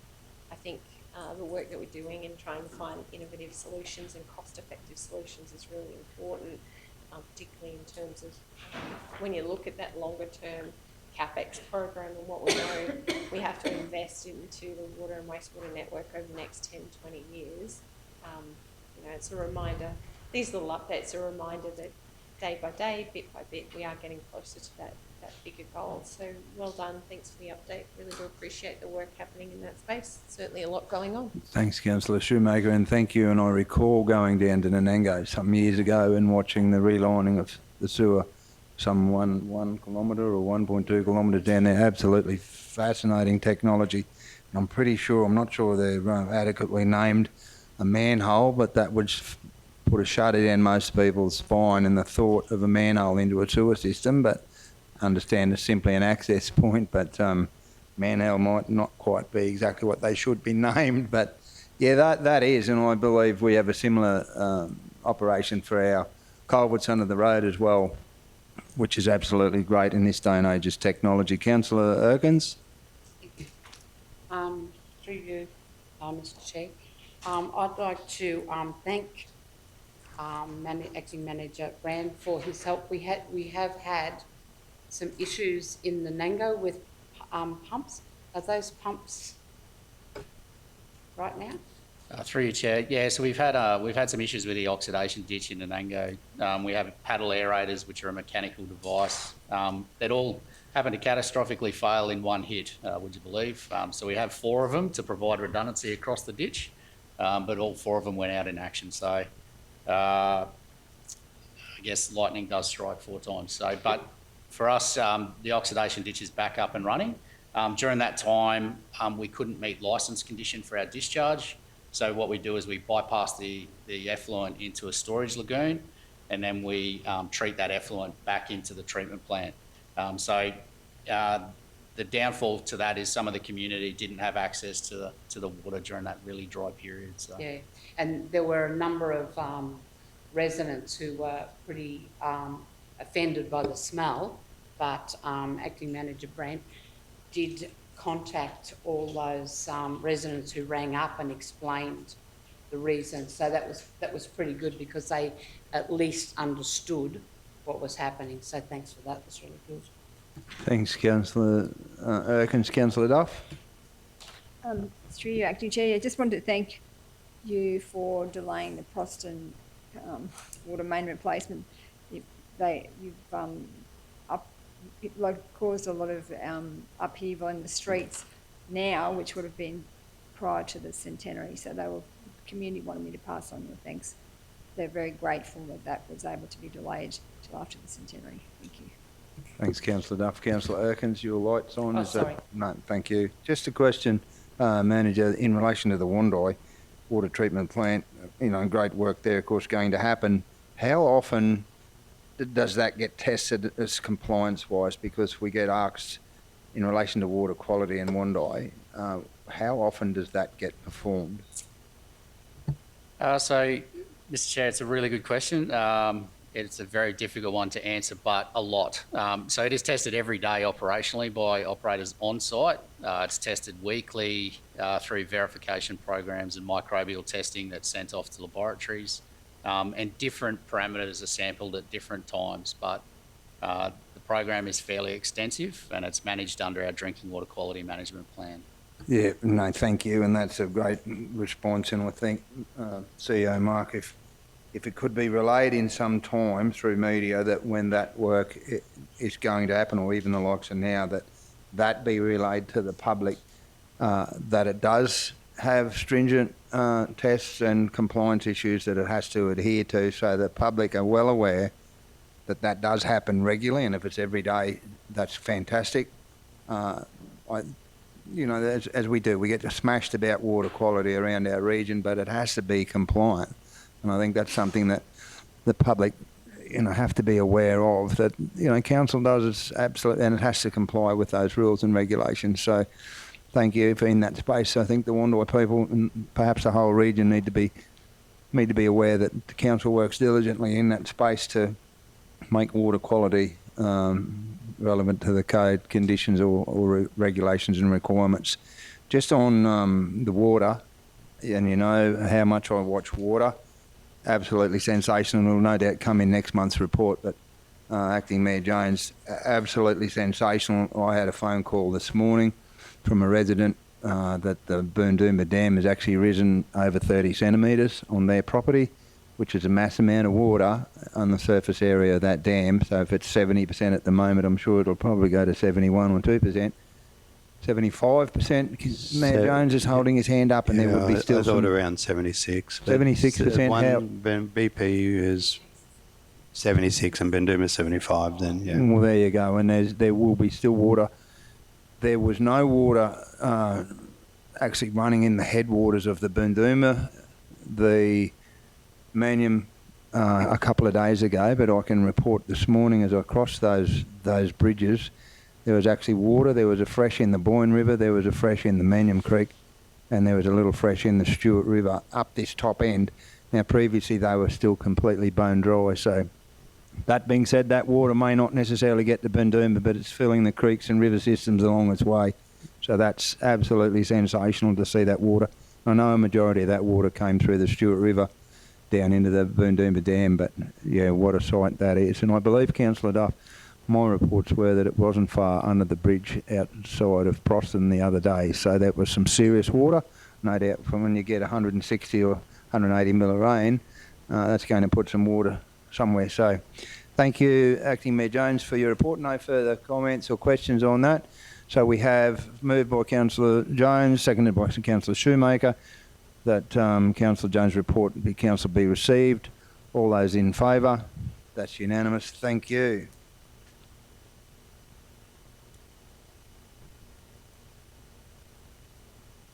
Moving on to agenda number 9.1 on page 51 of your report is the portfolio Natural Resource Management, Rural Services, Agriculture, Innovation, Compliance and Environmental Health, which is actually mine. So with that, their officer's recommendations. I'll just read it before Natural Resource Management Biosecurity Advisory Committee meeting held in Toowoomba on Friday the 17th of November 23.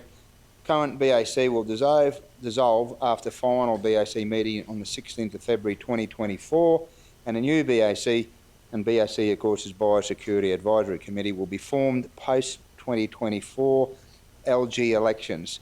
And weeds of mention include Chilean needlegrass and cat's claw, as the agenda attached, and weed mapping project presentation from Biodiversity Australia, a leading Australian environmental management consultancy based on the Gold Coast. An NRM stats for the month as 1 splatter gun, 2 tree spares and 5 inspections, and the focus has been on the green cestrum and broadleaf privet on the Stewart River, which is probably underwater at the moment. Another focus has been on the broadleaf privet on reserves around the Cumbia-Ellesmere area, and also groundsel and green cestrum around the South Burnett region. In Feral Animal Management, final Biosecurity Advisory Committee meeting as above. The Biosecurity Queensland raised deer management pest issues across Australia and eastern states, with varying species proliferating in different niches from the Cape York to the Gippsland in Victoria. And ground shooting and aerial shooting have had minimal impact due to overhead costs and licensing, etc. And reiteration and emphasis on general biosecurity obligation to landowners with respect to weed management and Feral Animal Management. Wide Bay Invasive Species Advisory Committee meeting held by Teams on Thursday the 16th of November 23, hosted by DAF, chaired by the North Burnett Regional Council, and fire ant presentation from the Department of Agriculture and Fisheries in Brisbane, and African swine fever and feral pig control presentation, again by DAF in Brisbane. The threat abatement plan and cat predation submission draft response in progress for internal review on Tuesday the 28th of November 2023, and stock root pest management officer, 13 goats who were impounded, 1 black Dexter heifer was impounded, a pig trap, 3 cat traps, 10 kilograms of carrots for rabbit baiting, and 14 attendances to wandering livestock. That being said, I had multiple phone calls, and look, under the serious dry drought conditions, livestock were encroaching on our road network across our region, and that was simply because of the dry weather. Hopefully now people have got some feed in their paddocks and that will subside. The flying fox roost management meetings being arranged in coming weeks with wildlife and threatened species operations and Redleaf environmental consultants to implement strategies for blackbutt. Emergency animal disease response plan. The Burnett Inland Economic Development Organisation, by EDO, of course, have been the successful contractor to assist SBRC develop an AED response plan with an early draft due on Friday the 15th of December. I would suggest that's 2022 for review and discussion. There'd be a misprint there. It states 2023, I would suggest. New compliance officer commenced on the 6th of November 2023 with another earmark to start in January 24 with the return of the 4th administrator compliance officer in the first quarter of 2024 from maternity leave. I'm sure Manager Brooks, you're jumping for joy with that, giving a nod of approval there, and an acquisition process has been initiated to replace the current compliance utility vehicles with built-for-purpose canine cube vehicles in response to workplace health and safety and CO feedback. Further discussions and assistance to be held with fleet and procurement. And the environmental health team received numerous complaints about unlicensed water carriers delivering drinking water to the public. A social media education campaign commenced to advise the public to purchase water from a licensed provider, and we contacted the unlicensed carriers, and this has resulted in 2 new water carriers obtaining a food business licence to deliver drinking water that complies with Australian drinking water guidelines, and reduced resources during October due to staff being on annual leave. Only priority items were being attended. An EHO contracted through Osborne Richardson commenced with EH team on Monday the 13th of November 2023 until March 2024, which is 6 months. And I'd like to think that most people have their downpipes and gutters cleaned out and catching all that wonderful rain in their tanks to carry them through, because I know water shortages throughout the region were high on the agenda, and certainly water carters just were not possible to keep up with the demand for that. So hopefully this rain has abated a little bit of those concerns. And with that, I'd like to table that my portfolio from Natural Resource Management be accepted, move that it be accepted. And seconded by Councillor Potter. Comments, questions? Councillor Acting Mayor Jones. Thank you, Mr Chair, and through you to General Manager Brooks, the old chestnut, these flying foxes, mate.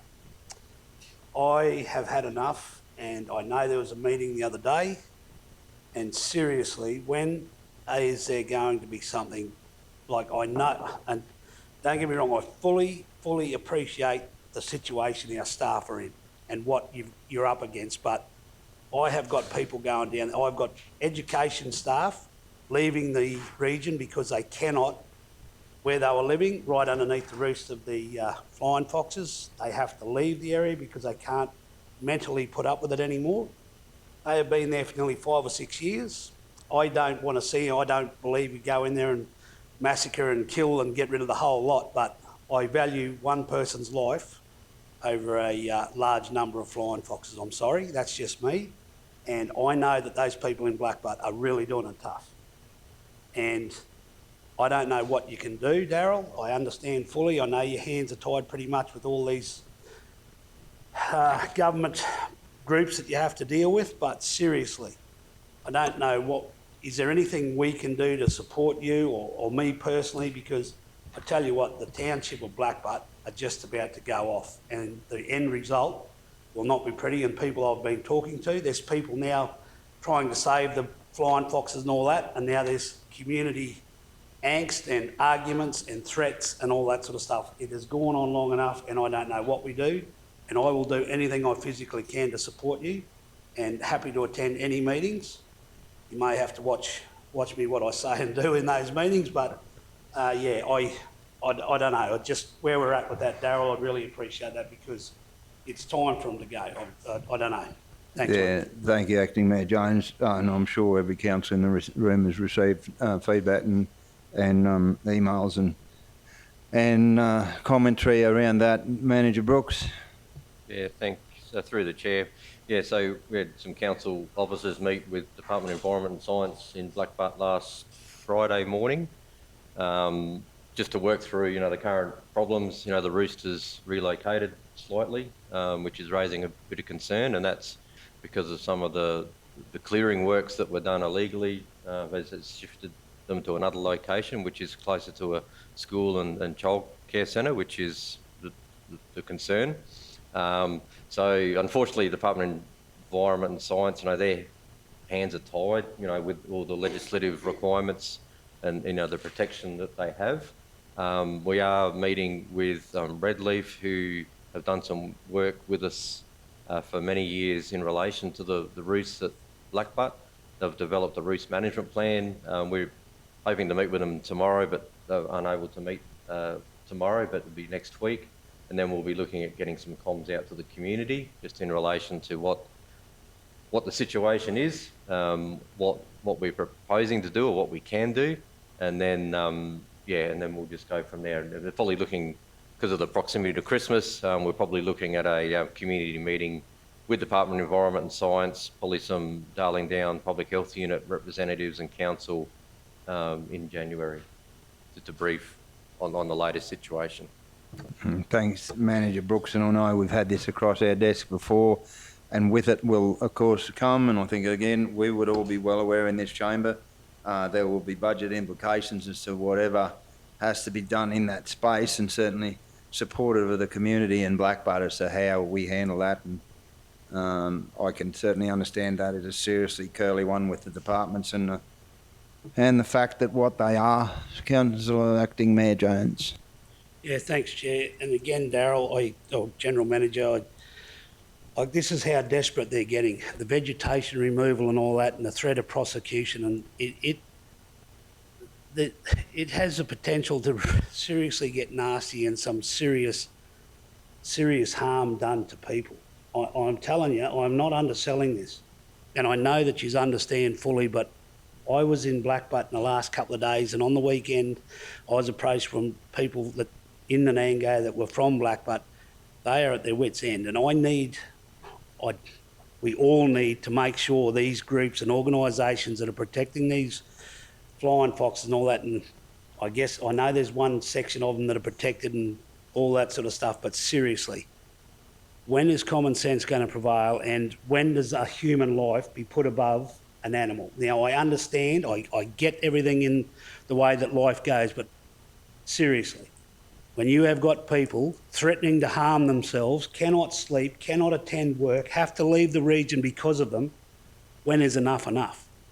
So all I'm saying, Darryl, I will offer my assistance to you and your staff in any way, shape or form I can to support you to get something happening down there, because we've pussyfooted around and these guys have dictated to us what we can and can't do for about 5 years that I've been involved in this, and there's been no benefit whatsoever. And yes, we cleared out some vegetation on Toromeo Creek. Now all of a sudden it's become a serious issue because it's near a child centre and a school. They don't belong in a town. Yes, it's on Harvey Bay and whatever else. I'm not interested in Harvey Bay. I'm worried about the constituents in the South Burnett and Blackbutt right now. They are going insane. And I am getting inundated every day, and I'm trying to calm the farm down there, and it's not working. So I just can't stress enough just how important it is to the physical and mental well-being of those people in Blackbutt. So I'm offering my assistance in any way, shape or form, mate. If I can help in any way and I'm able to do it, please contact me and I'm happy to help. Thank you. Thank you, Acting Mayor Jones. Yeah, no, it's certainly a curly one, and I don't envy your position in that, Manager Brooks. Did you have the light on? Oh, Sorry, through Councillor you, Duff. Through you, Acting Chair. Yeah, so we had the same issue in Proston, and it was like the same over the school, everything.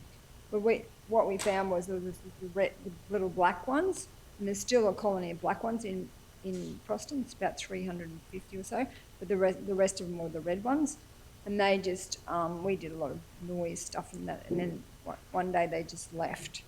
So just my question is, are these the bulk of them, the black ones, are the ones that just stay forever, like more or less forever, or are they the red ones that might go? Yeah, through you, Chair. Yeah, as part of the visit or the meeting on Friday, officers with Department of Environment and Science did a walk around of the roosts, and there's probably a combination of both of those species. So obviously the red ones, they have a tendency of turning up and disappearing just as quick, but the black ones seem to make themselves at home a bit longer. So yeah, so the colony, just through you, Acting Chair, the colony of the black ones in Proston are not enough to. They're not like when we had the red ones. There was millions of them, whereas these are just a sort of like a small. And I haven't had any complaints.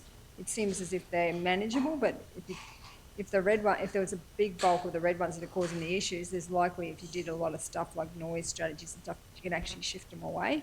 And I'm just wondering if has it been that assessment about the numbers? yeah, through you, Chair, and that's part of the conversation with Redleaf when we do catch up with them, is when we do get those reports of, you know, additional bats coming to town, what's our response? So obviously getting there in the early morning, making various noises does have a tendency of moving them on. So that's what we're also proposing to look at is what's our response once we do get those reports, because once they settle in, it's very hard to get them to move on. Manager Brooks, has there been any work done in sonar, like noise for them? I know that's implemented in a lot of industrial facilities around the state for birds roosting in certain buildings and that. Is that an option or not allowed, or is there a space for that? Yeah, no, it's certainly through you, Chair. Yeah, certainly there's a whole range of different options available. But obviously these noises are made at, you know, in the very early hours of the morning. So obviously the residents need to put up with a bit of hullabaloo early in the morning, which based off what the acting mayor's saying, they're probably quite prepared to put up with for a week or two if it means them, you know, moving on to another location. And obviously we can't control where that location is when they do decide to move on. So that's a bit of a risk that, we just need to manage.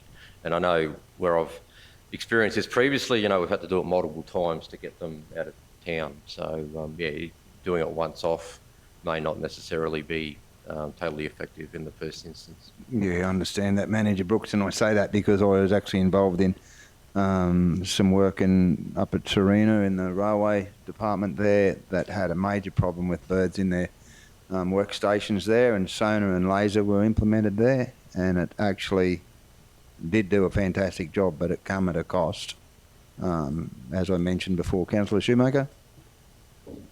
Yes, I certainly have great concerns for the blackbuck community and have heard similar feedback to what Councillor Jones has said. The disturbing of the roost, like I did do a little bit of homework and I can see you can do that with noise, but potentially also use some sort of fogger or something that might sort of put a mist out into the air to disturb them. Are they the kinds of solutions, or are they the things that we're expecting to come back in that report, like an actual, you know, I know from what I've read, many sites have said there's no cost-effective solution to this problem. Many sites have said lots of things have been tried, and many communities have gone absolutely crazy trying to move them on. I've seen reports of people like fires and all sorts of things, you know, just out of desperation. And I understand there's been some things trialled and tested, and from what I've seen, it seems like you have to trial and test a number of things in hopes that something will work. Yeah, we have been watching this issue for a very long time. I remember Christmas last year, we were talking about having the same meeting that didn't happen, and I understand staff have moved and those sorts of things, but I really I'm keen to understand what's going to come out of these reports, and then how do we actually get some action on them? Yeah, through you, Chair, and that's obviously the conversation with Redleaf. They've written the roost management plan, which I'm happy to circulate to Yeah, that'd councillors, be just good. so you've got some context around what that contains. The next step is, I really want to get like an operational procedure that we just enact once we get those reports of a new roost or new colony coming to town, and what does that look like? And I think there's, as you say, some of it's trial and error, but noise seems to be the common theme, is to be the most successful in moving them on.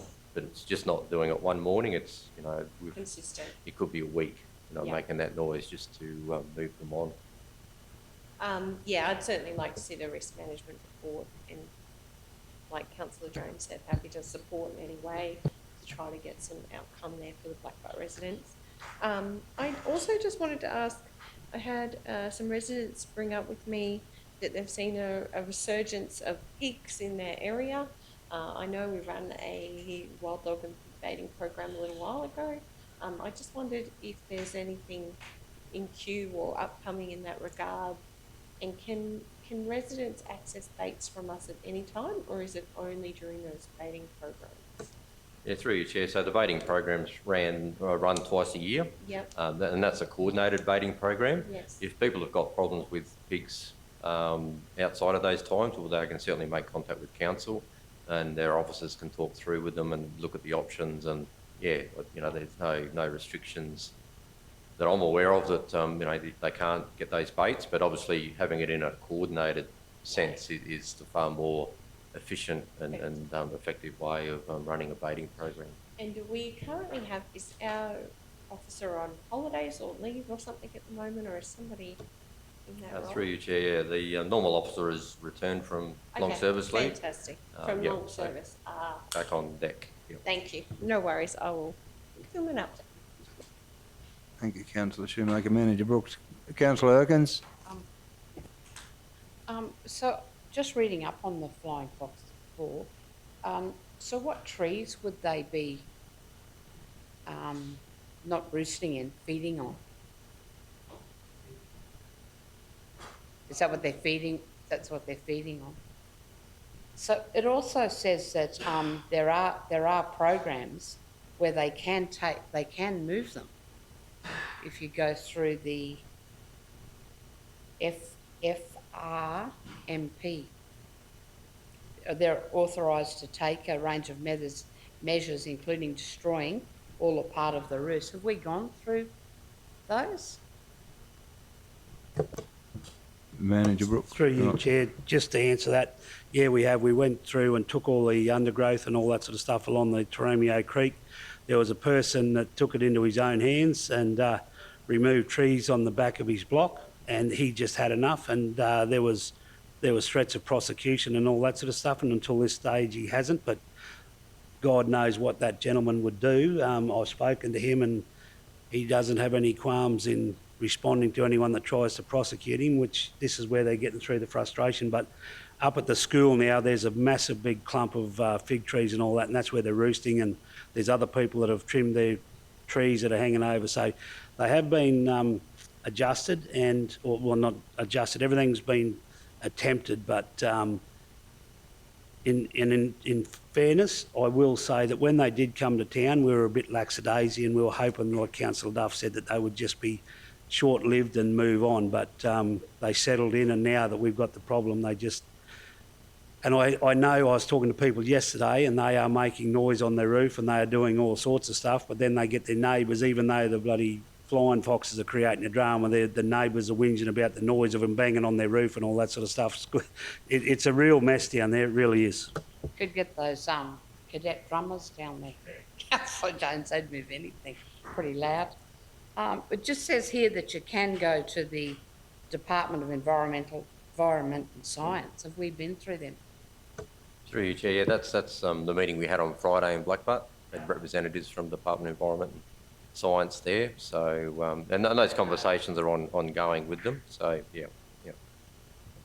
Yeah, thanks, Councillor Erkins and Manager Brooks, and certainly As Councillor Jones has suggested, certainly in some circumstances our health and well-being of our community would certainly become a priority, I'd like to think, but certainly a very curly one in this space. Is there no more comments or questions on that? So the Natural Resource Management Compliance Environmental Health Portfolio Report, delivered by myself, moved by myself and seconded by Councillor Potter, that my portfolio report be received for information. All those in favour? That's unanimous. Thank you. 9.2 on page 53 is our Natural Resource Management Compliance Environmental Health Operational Update. And the officer's recommendation is that the Natural Resource Management Compliance and Environmental Health Operational Update be received for information. It's all there in front of you. We have a mover of that? Councillor Potter, seconded Councillor Duff. Speakers on that? Councillor Duff? Through you, Chair, just wanting to know where we're at with the Cherbourg Parthenium. Is that under control, and have we got an ongoing program with it? Just interested to see what's happening with that. Councillor Duff, I think I'd answer that for Manager Brooks, that under the current conditions, Parthenium won't be under control. We'll see an outbreak of it, and I'm sure that'll come across our desk and through these chambers over the coming months. So certainly with what's been implemented before Manager Brooks, I'd like to think that there'll be certainly work in that space continue. Because I know through you, Chair, we had to put a budget component in to manage that, so probably have to look at that into the future, because it's going to be, like you say, worse than probably before into the future. Thank you.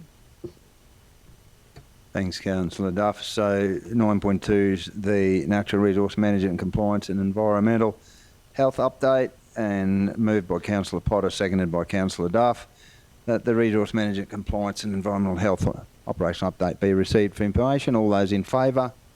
Thank you, that's unanimous.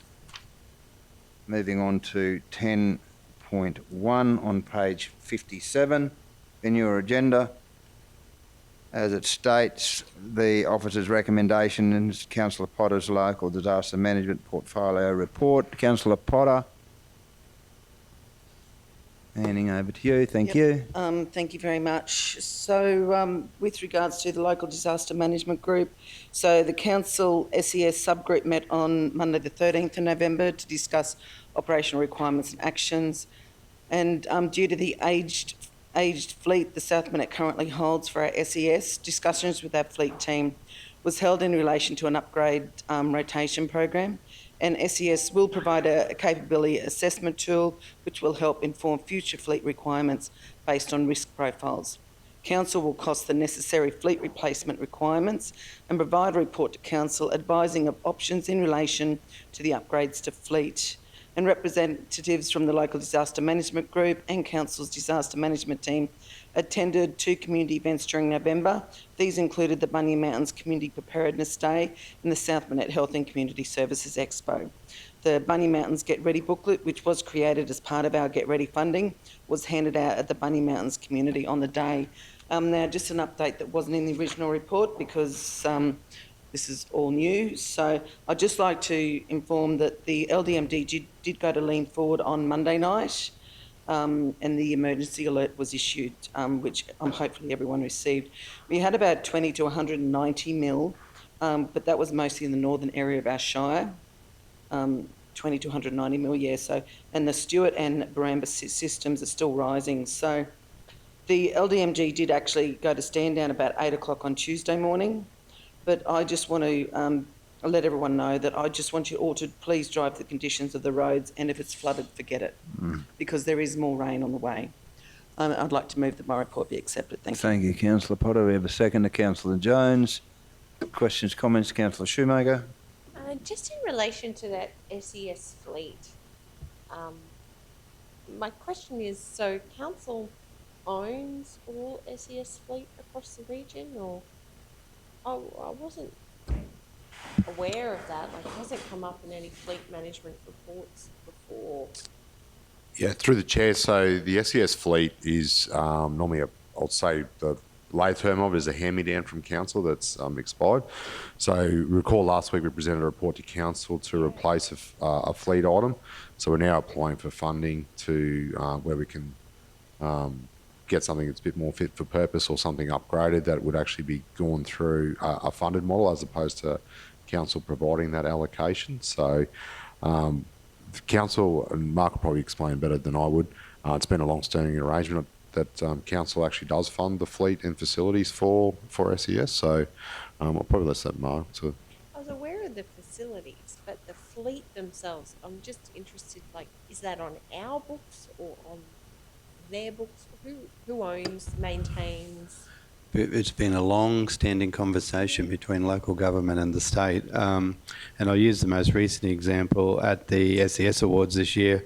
Unbeknownst to myself, when we turned up, we were gifted the new floodboat, and that was purchased by the state, which goes, it's a terrific thing, goes to Nanango. The old one went to Merrigan, and everything else that would be folded in, so we'd be expected to maintain it. Though the state fully funded it. The report that went last week is some of the vehicle replacements planned now. So, how far do we want to go back? It's once upon a time, most of the SES vehicles came through that sort of a process where the state bought them or there was a collaboration. In the various restructures for EMQ and then QFIS and all the variations the departments had, fleet has sat in between the state supplying it and then council taking over and maintaining it. There's continuous discussions about who insures it and who registers it, because I think if it's still the same as it is, they're mostly all running under state government plates. So unless, has that changed now too? Or? Yeah, so once upon a time you had this funny thing, it sounds like Snow White, but yeah, back in the day in the land far, far away, you had the fleet being gifted to the council, but they were still running under state government plates. Now that's I'm going back for a period, so it's been an ongoing discussion. The transition that's going to happen in QFIS, if SES, and this is at state level, if SES moves going forward, the review into QPS or into a different section, fleet would be, and when the matter was raised earlier in the year, one of the reasons we were reluctant to dive too far down this rabbit hole is it depends on what state arrangements are going to make going forward. At this point in time, we certainly maintain the vehicles. We do rural fire as well. I'm not sure if this council, previous councils I've worked for, where the rural fire fleet used to end up at the council workshops. But that's okay, not here. But we maintain the SES vehicles, and I suspect the one that we put through the other day with the vehicle being replaced, half grant, half council, but we have the ownership of them nominally.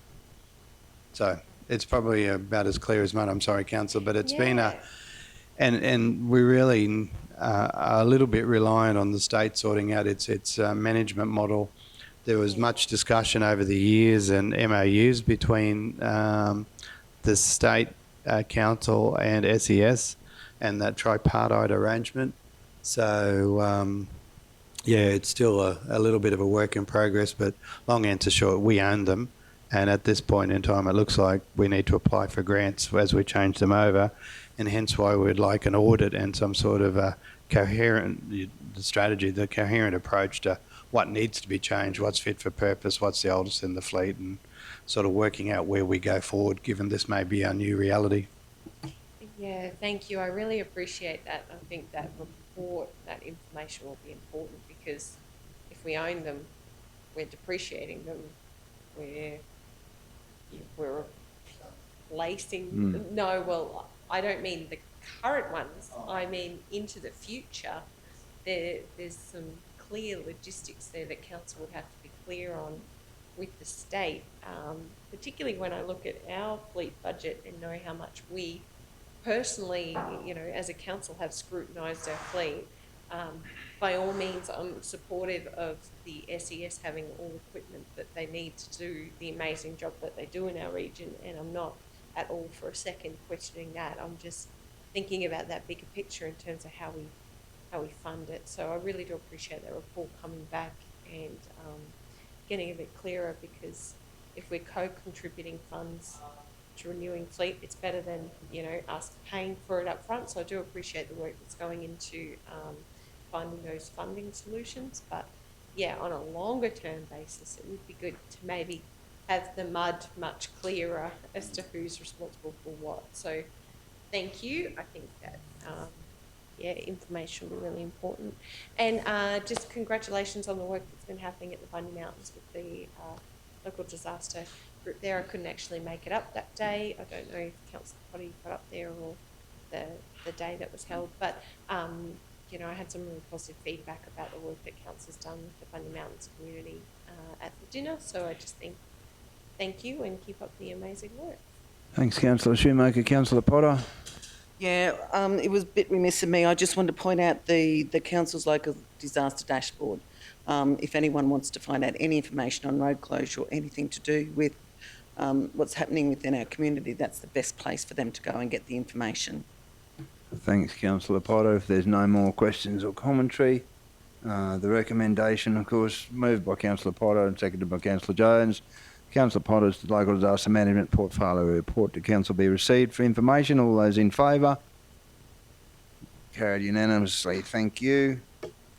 11.1 is the summary of Councillor Potter's presented waste and recycling management portfolio report. Thank you, Councillor Potter. Yeah, look, I'm not going to read the whole thing. I just want to bring to people's attention with regards to how much council has remitted back to the state government since the end of October, which is just over half $500,000. So that's the money we've had to pay back to them. So, you know, we may receive 1.3, but we still have to pay it back. And I think the Proterra Group is now being successful. I think that went through our last council meeting with the management of the landfills, which they'll take over on the 1st of March. Fencing at the Maiden transfer station, once the TMPs, the traffic management plan's been approved by state government, that'll be up and completed as well, which will be good. And the tenders have gone out for the installation of the Nanango and the Wandai Way bridges, and they must be completed and up and running by the 30th of June to be in compliance with our funding arrangements. The draft waste strategy is out for community to have a look at. So please, it's out there for the feedback now. So I think we've shared that through our council page, if that's correct. Yeah, so we might even push that out again. And also, waste education has been done within quite a few schools within our area, which is wonderful to see. But again, I seem to be a broken record on this. But with regards to our waste transfer stations, there is a lot of issues of illegal dumping as well on roads, tyres being left at our transfer stations, people not going by the rules and regulations of our transfer stations. And this is costing council a lot of money on top of everything else we have to pay for in compliance. So I do ask the community's help here. We do need the community to do the right thing because, you know, this cost just comes back onto council. Thank you very much. I'd like to move that my report be accepted. Thank you, Councillor Potter. Have a seconder for that? Yep. Councillor Erkins, thank you. Questions, comments? Councillor Erkins?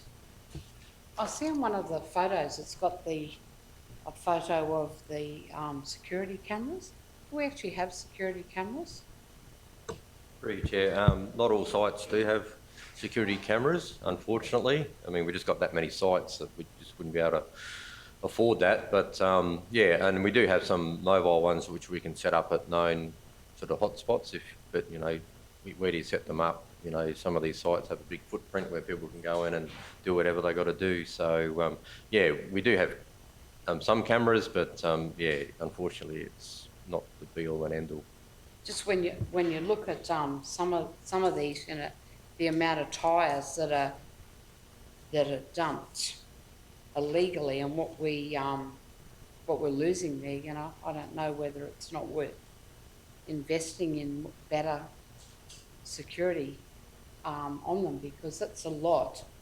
And when you said about people keeping an eye out, you know, maybe we should run a little program, dog in a dumper.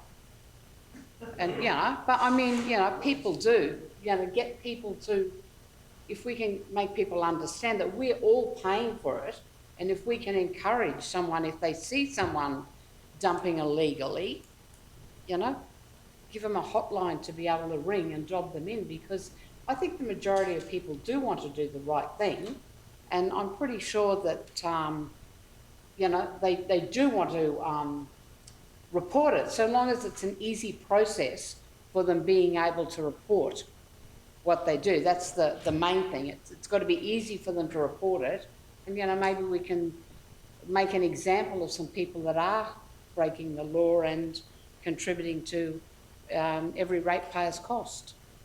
Yeah, thanks, Councillor Erkins. You're right, and I'm not sure, CEO Mark, in the event of illegal dumping, certainly if they're caught, they are fined. So, and it is disappointing, seriously disappointing, and it's across the region. We have facilities there for it, of Do course. we actually catch many? Manager Brooks? Yeah, through you, Chair. We've got the, you know, the compliance officer who's funded mostly by the state to look at illegal dumping. Yeah, I mean, we do have a, you know, reasonable success rate. I mean, obviously, if you're going to hold a lot of tyres, there's no identification on the tyres, so or mattresses and all that sort of stuff. But where there's a mixed, you know, household waste, you know, generally there's a letter or an envelope or some sort of identification in there, and then the process is that they be contacted, they'd be given the opportunity to firstly come back and clean up and remove. Otherwise, yeah, we go in and clean it up and you know, take the enforcement action. So maybe if we actually, through our media releases, when we do have somebody held accountable, maybe if we publicise, you know, I'm not saying name that person, but, you know, if we're catching people, maybe if we put it up and let people see what the consequences are, because probably at the moment people think that there is, you know, it's got a sign up, but, you know, no one's catching me. But I really do think the encouraging people to dob them in is a good thing, and then following up and reporting that people are being held accountable for it. Yeah, thanks, Councillor Erkins. I know I've seen them elsewhere, Manager Brooks, but in our region, do we actually have any signage that states illegal dumping and fines up to or in that space? Yeah, through you, Chair, yeah, certainly do. So, yeah. No, thank you. Councillor Shoemaker? Thank you. Just in terms of EnviroComp, I just wanted to understand, do we actually pay them to do that community awareness, or is that part of an existing contract, or how does that sort of happen? Through you, Chair, so that we do have a contract with EnviroComp to provide that service, and that's funded through your collection charge for your recycling bin or general waste bin. There's I can't remember what the actual amount is, about $3 or something like that, a service that is in the collection contract that JJ's, in our case, pays us, and that funds the education program.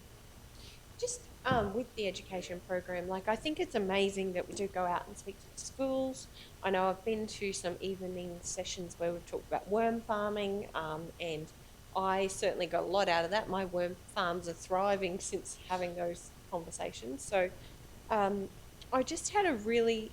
had a couple of really interesting conversations with people about waste and about landfill, about strategy, about the value of the landfill, our airspace in the landfills, and how recycling, reusing, trying to recover more of those materials is actually a method for saving our residents and our constituents a significant amount of money into the longer term.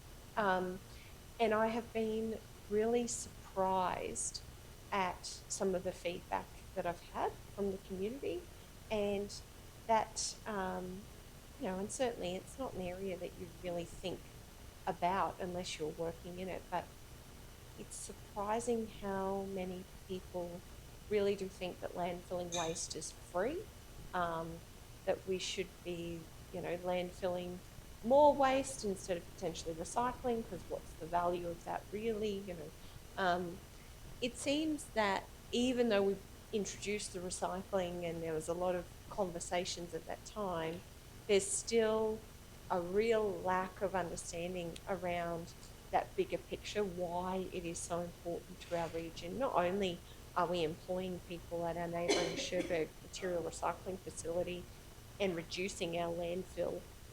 But we are actually saving that airspace into the longer term, which has a giant benefit to the community. I'm thinking in terms of Envirocom, do we get to influence their community awareness strategy? Is there a way that maybe they could, I know there was a lot of work done around recycling when Recyclopedia was brought out, and a team worked hard trying to have those pop-up sessions, but I think noting that the cost of waste is only going to increase over time, I think we've got a really important role in trying to get information to people, and I'm not sure. I think it's amazing that we go visit our school kids, but to be honest, they're across it. Like, they're next gen, they're very much about, you know, recycling and worm farming. I think we've got a huge job to actually communicate with our constituents and our residents how important it is that they do use their recycling bins and their worm farms effectively. And I'm just wondering, Manager Darrell, I'm sorry, I know I've rambled a bit, but we have been talking about this for a long time over this term of council, and I'm just wondering, is there some way we can influence maybe some community sessions, you know, pop-up sessions in the mall or something, because I know those evening sessions don't necessarily work for everybody, and we didn't really have a great uptake in some of the worm farming sessions that I've been to. Yeah, through you, Chair. We certainly do have input into what Envirocom delivers. We sit down every year and develop or map out the program as to what we wish to do, whether that's a combination of early childhood, you know, high school, primary school, community. Unfortunately, you know, we only got a small budget, so and they come out for the 2 weeks, so they do a week block. March, April, and then they've obviously just been, so in the second half of the year. So, you know, we're trying to maximise what we can. I think in the new collection contract, we've got a higher rate for the first year, which will boost our ability to do some more comms. But certainly, yeah, if that's an area that you want us to focus on, we can certainly capture that as part of the annual plan that we sign off on with Envirocom.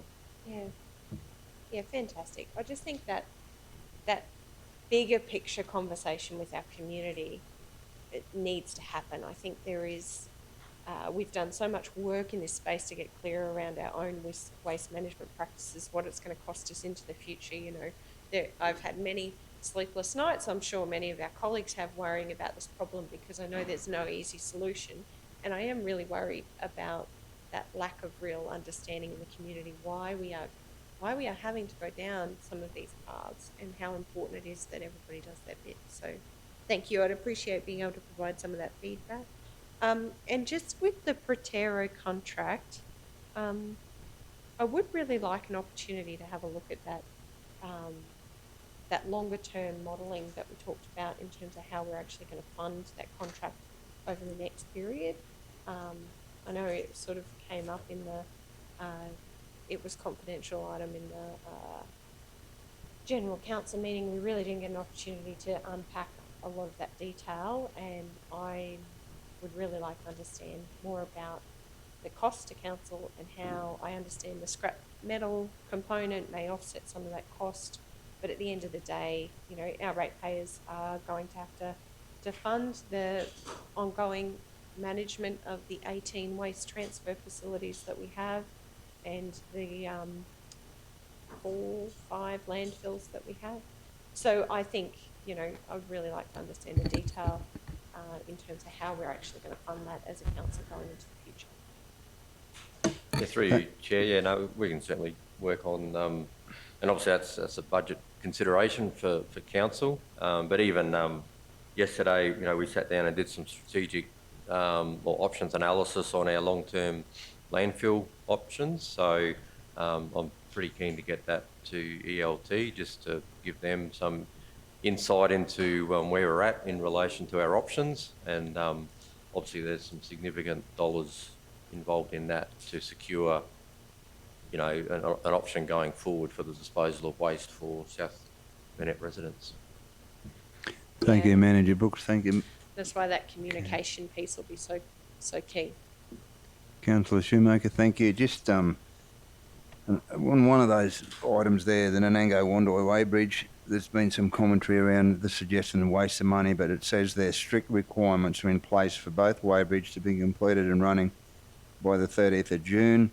And I think when that gets a little closer, perhaps next year, certainly be good to see some media around the fact of just exactly those requirements to keep the community up to speed as to exactly why that's happening, because there's a lot of money being spent in that space, and as Councillor Shoemaker's alluded to, waste in the coming in our facilities in the coming years is a major issue, hence is why recycling has been an important part of that strategy as well. So certainly Weighbridge, I know there was a gentleman suggested we shift the Weighbridge in Wandoi at the railway in Coronation Park, which is older than me and perhaps CEO Mark here beside me, that has a capacity of 12 tonne to be used at the Wandoi facility, which is just not possible, of course, but good to see that the community are thinking along those lines as well. With that, no further comments. Thank you, Councillor Potter. Although move that Councillor Potter's portfolio report be accepted. All those in favour? Thank you, unanimous. Management operational update on 11.2, page 65, and the officer's recommendation is that the waste and recycling management operational update be received for information. Have a mover on that, Councillor Potter, thank you. Second to Councillor Erkins. Questions, comments? It's there in your agenda. There's some statistics there, facts and figures. I'm sure you've all browsed over them. If there's no comments or questions, we'll take it to that. Councillor Shoemaker. Just with the landfill information on page 67, it's good to see, you know, how we track in terms of recovering some of those materials. Looking, you know, at the landfill number of patrons per month, it seems that the Kingaroy landfill, like our Mergen, Wandoi, Nanango, kind of track along, and then Kingaroy has been increasing. I'm just curious, like, is there, when we look at that modelling for our landfill over time, is there like it's hard to tell, are we above target, below target, you know, in terms of the strategy that we've developed, the waste that's being put into these facilities and how much airspace we're actually using up monthly. Is there a way to kind of tell whether we're on track, above target, whether we're using too much space or not enough space compared to what we've modelled? Yeah, through you, Chair. So our modelling is based off tonnage to landfill rather than number of patrons, because, you know, you could have 100 cars come in just with a bag of waste, or you could have, you know, one big truck that, you know, would overpower that total of the vehicles are brought in. So so we've obviously Kingaroy have had a weighbridge there for many years, so we've got some really good data around what's coming in and what's going to landfill, what's green waste, what's going off that direction. So that's the information that we're utilising to do our modelling, and obviously through our landfill design, we've got a closure plan that we're working towards, and then obviously we can then work off through the drone surveys that we do, how much airspace we've got left. You divide that by the number of tonnes per year, and that gives you an indication on the amount of years you've got left. And obviously that changes if you have a major construction in town where a lot of stuff has to go to landfill, or you get a few house fires or what have you. So it is, yeah, it's the best data we've got. So the purpose of the total patrons per month graph is to inform council how many people are going out there. Like, I mean, you're getting almost, you know, 5,500 vehicles a month going to Kingaroy. It's huge. So it's a massive number. Yep. I mean, yeah, it's insane, the number of people that are visiting those facilities. Okay. Yeah, thank you. Thank you, Councillor. Councillor Acting Mayor Jones. Thank you, Chair. Just a quick one. Mr. CEO and General Manager Darryl, I've had questions around Blackbutt and the trial we're doing down there for commercial waste. There's still some confusion down there. Is there any chance that I would be able to get a clear indication of what can and can't be taken into the Blackbutt dump and some sort of a release, or I can put a message into the people down there? One gentleman in particular tells me that he took stuff out there and was refused entry, and he thought it was under the commercial business. So is there any possible chance I could get a clear indication of what we can and can't do there, and I'll relay it through the outlets through Brisbane Blackbutt? Thank you. Thank you, Manager Brooks. Thank you, Councillor Jones. There's no further questions or comments. 11.2, the Waste and Recycling Management Operational Update. That was moved by Councillor Potter and seconded by Councillor Erkins, that the Waste and Recycling Management Operational Update be received for information. All those in favour? That's unanimous. Thank you. Moving on to 12 in your agenda, 12.1, which is on page 70. And Councillor Duff, present your rural resilience disaster. Thank you. Thank you, Acting Chair. So the first item is Parks and Facility Management. Stage 2 works at QE2 Park Murgon is progressing with the installation of footpath, shoulders, table settings completed, trees and turf to be installed by the early December, and the park due to open on the 18th of March. Work is progressing at Lions Park, Kingaroy, with the construction of a new amenities and playground facility. I'm just going to read my report because it's not very long. The new total accessible playground equipment includes an in-ground trampoline, which is designed to be used by people in a wheelchair. This trampoline allows everyone of all ages and all abilities to have the opportunity to experience joy and health benefits of bouncing on a trampoline. Also, a new carousel has been installed with a seat allowing carers, parents or just a heap of kids to use the equipment. Park to open on the 18th of December. Upcoming community consultation, this is not relevant now, with Sir Charles Adamant Park was to be today to discuss options for the park to help improve road and parking congestion, improve safety for residents and school children. Kingaroy to Murgon Rail Trail is to be resealed commencing the 27th of November. Parts of the rail trail will be closed as the contractors work along the trail, and please refer to Council Facebook and website for updates on the sections to be closed. Disaster recovery primary producer workshops have continued to be delivered, with the most recent dry season management workshop well attended. This workshop delivered some technical insights into decisions and practices for increased sustainability throughout dry periods experienced in the region. These workshops continue to provide relevant and practical learnings for the primary producers for the region, and this is reflected by the attendance rate at these events. And I did attend the one in Kingaroy. It was very well attended. Divisional wellness events have been occurring across the region to promote community recovery and resilience, with a number of events are still being planned for delivery in the coming months to continue this community-focused recovery. And planning is continuing for several other funded events set to occur in the new year, with these events all progressing for completion by the 30th of June 2024, deadline for the DRFA funding secured for these events. And I know that there's an event, Division 6, Councillor Hench's wash pool event is on Saturday night. And this Sunday at the Radnor Blackbutt, there's a drought and bushfire event to raise funds for drought and bushfire, and it's between 11 and 5 p.m. and it's being organised by the Lions Club District 201 Q4, Blackbutt bands together. So even though we have had rain, there's still a lot of areas that haven't had any relief much at all. Like I know around Wyndra, I know Murgon and Sherbrooke had a lot of rain, but some places at Wyndra had 3 mil out of the whole lot. And you're one of them, Councillor Henchen.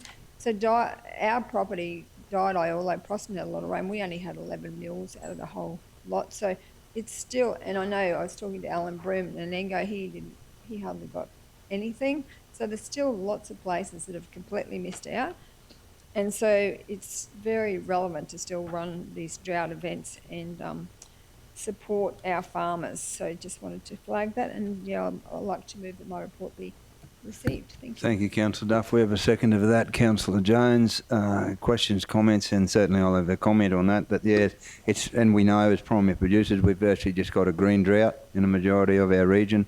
There's been some wonderful rain about, but that doesn't mean that the dry and the drought that we've certainly been through in the last 10 months disappears just because we've had be it X amount of millimetres of rain. That's for sure. We want continued rain. We know 2022 we had 5 major weather events, and honestly people have got short memories when there's a little bit of water running around in certain places, and there's many others like yourself, Councillor Duff, and certainly out in my region. And it's not just that, it's across our entire state that there's many still want more, and we'd like to see some water run, because water, as I've said, without water you do not have anything. So thank you, Councillor Duff, for your presentation. Any comments, Councillor Erkins? I'd just like to say that the Tipperary Flat, the grass is growing. And Councillor Jones tells me it doesn't matter how many times I go down and look at it and take its photo, it's not going to grow any faster. But I don't know, it was pretty good when I went there yesterday. Also, this Sunday is the 5th one of our Grooving in the Gardens.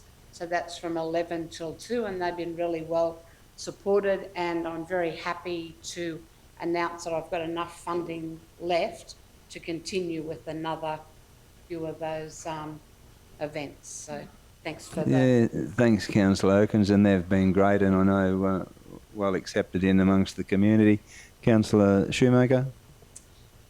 Yes, thank you, Councillor Henson, and I'm really looking forward for my divisional events organised, and I hope you've all got your skateboard gear ready and ready to try to learn how to rip up some cool tricks, because we have Chiggy coming to the Rural Tennis Court and the Kingaroy Skate Park on the 14th of December, which will be the start of the school holidays. So really hoping the community will get involved, and some of the kids in the region will come together, some of the families will come together. It'll be a great way. I did want to do something for the youth of our region, and I'm really excited about that event. I just had a couple of things.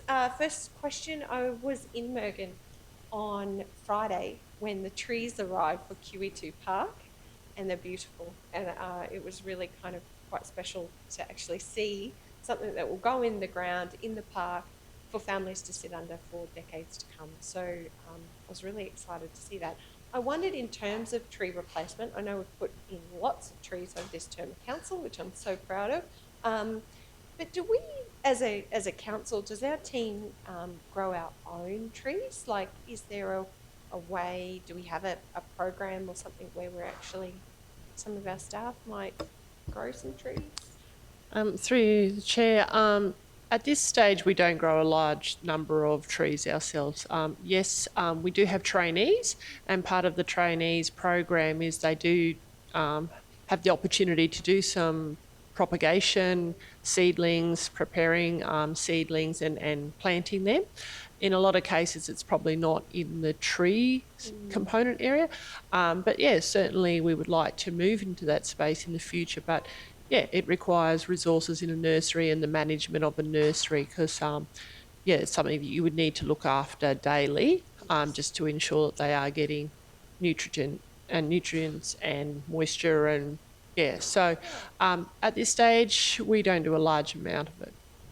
Cool. I think it's just possibly an exciting opportunity for our staff and our community into the future, you know, and if there is an opportunity, I've been amazed at some of the trees I've actually, and I'm not by any means, I do not have a green thumb, but my grandfather used to pick up seeds everywhere he went, and I've kind of adopted his practices of thieving them from places, and I've been amazed at some of the trees that I've actually been able to grow on my own farm, and can see an opportunity for council there into the future. The other one I had just highlighted, yeah, was the rail trail. The resealing works, obviously with the rain, that's going to be maybe a problem. Or we're going ahead? Through your chair, yes, there's just a slight delay at the moment with the rain, but once we see the end of that rain, we'll reconsider and liaise with the contractor and get that back up and schedule. Our goal is to still have it resealed before Christmas. Right. This is an ideal time for council and community to have the rail trail resealed, because there isn't a lot of events during this time of year on the rail trail. So this is the ideal time to have it completed. But yes, we'll just work through. When we do the reseal, there will be closures along the rail trail. And what we're going to do is just update that through call flute signage out on site, as well as through the Facebook and Council's website, just to try to keep as many people as informed as we're moving along the rail trail that there will be sections closed at different times. Yeah, fantastic. Thanks for the update and thanks for the work that's happening. Thanks, Councillor Shoemaker. And thank you. No more questions, comments. So we have the committee recommendation that was moved by Councillor Duff and seconded by Councillor Jones, that Councillor Duff's Rural Resilience and Disaster Recovery and Parks and Gardens Property and Facility Management and First Nation Affairs Portfolio Report to the Council to be received for information. All those in favour? Thank you. Unanimous. Moving on to 12.2 on page 72 of your agenda is the safety audit for South Burnett Pools.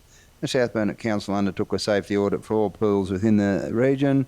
Manager Leanne, have you got something on that? Through you, Mr. Chair. Yes, just wanted to report that we have completed the audit. It was great to get out on site and talk to the auditor as we went across the pools. Yes, Council, we are reaching our targets. I think we're pretty happy with the audited safety reports. Yes, there are some minor things there that we need to address and continue to address them every year. As you can appreciate, things do wear and tear. So signage and signage is probably the biggest thing for us, and just trying to keep up to date with some of the signage requirements. We just need to improve those things. And the pool managers were fantastic, just, really making sure that their supervision plans, all of their workplace health and safety plans, SDSs, all of that documentation that is required was right up to date. The pool managers did a fantastic job as well. And yes, we certainly got over the line with our audit, and it's just great to continue to do these every 2 years to encourage council and make sure that when we are investing in the pools, that we are addressing those safety issues and keeping them as safe as possible for the community. Thank you, Manager Leanne. Just on that, I've jumped the gun a little bit, that the officer's recommendation that the committee recommend pool safety audits and pool safety improvement plans for all pools be adopted, and the findings that were identified from the audit become action items to ensure council pool facilities comply with the Australian Standards 2416 and the Royal Life Saving Guidelines for Safe Pool Operations. We have a mover for that, Councillor Shoemaker, as seconder. Councillor Potter, thank you. And thank you, Manager Leanne, for that. Any questions, commentary from Councillor Shoemaker? Just going to say excellent work. Like to see that we've received, 95% on some of these audits is really a real attribute to the team.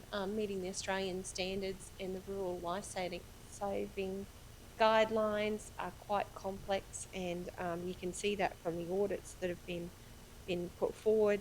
So just wanted to congratulate and thank you for your work. It's good to know that those facilities are, to a standard, that they are safe, that they are available for our community. Really do appreciate that there's a lot of work that goes in behind the scenes over a long period of time. I think it's really important that 2-year measure is a great way to make sure that we're tracking and keeping up to those standards. So thank you for all your efforts. I must admit I did start skim reading some of these. They're quite comprehensive reports, but excellent that the pool operators now have copies of those, and that as councillors and board members we have confidence in what's happening at those facilities. From a liability point of view, that really is important. So thank you for the work on that and for sharing the details with council. Thank you, Councillor Shoemaker. Just a question, Manager Leanne, and I'm happy to take it on notice unless you can, in the Wandai swimming pool, in the conversation in relation to the toilets. Thank you, Chair. Yes, so we have checked our specifications that we put out with the tender documents for the toilets. The toilets do meet the design standard, so they are suitable, and yes, they do have plastic seats, but we're happy with that component. Yeah, so we'll just work through and just see how long they last. Hopefully the community up there will, look after the facility, and the facility is inspected. We do have pool managers and lifeguards on site all the time, so the vandalism should be extremely low.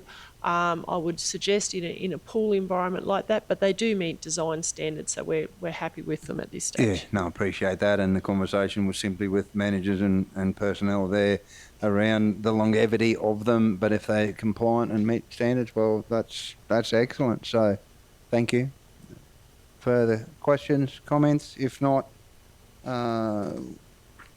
we will have that the safety audit for the South Burnett pools, moved by Councillor Shoemaker and seconded by Councillor Potter, that the pool safety audits and pool safety improvement plan for all pools be adopted and the findings that were identified from the audit become action items to ensure council pool facilities comply with the standards 2416 and Royal Life Saving Guidelines for safe pool operations. All those in favour? That's unanimous. Thank you.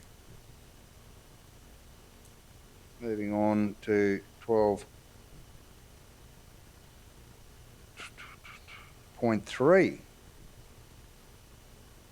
12.3 is on page 295 on your agenda, so there's a comprehensive report on the pool ones there where we skipped quite some pages. So on page 295 we have the request to apply for the Active Women and Girls Grant, and the application for funding under the Active Women and Girls program, which promotes increased participation of women and girls in sport and active recreation.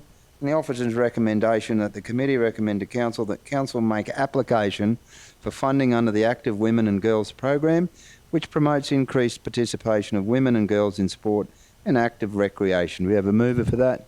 Councillor Potter, thank you. Seconder, Councillor Erkins. She beat you to it, Councillor Erkins. Thank you. Comments, questions? Councillor Potter? No, Councillor Potter. Well, actually, yeah, just a quick one. I just want to say this is great that we've got this, that we're going for this particular grant. I'm just wondering, because I know the staff are already putting in for other grants at this stage, and how they're going to go with staff and writing all these grants that you're actually putting in for. So I just need to make sure the staff are going to be okay. Yep, thank you, Councillor Potter. Councillor Shumo. Oh, sorry, Manager Leanne. Just through you, Mr. Chair, just to answer that question, yes, we have a large number of grants. We do have a magic wand. I don't think I've ever shared it with you, but that's what we're using to get all these grants done. No, we're just working through them one by one. They are important for the organisation to get these applications in. And yes, it is an additional workload for our staff, but we're committed to trying to get as many of them in as possible, and hopefully we're successful with them.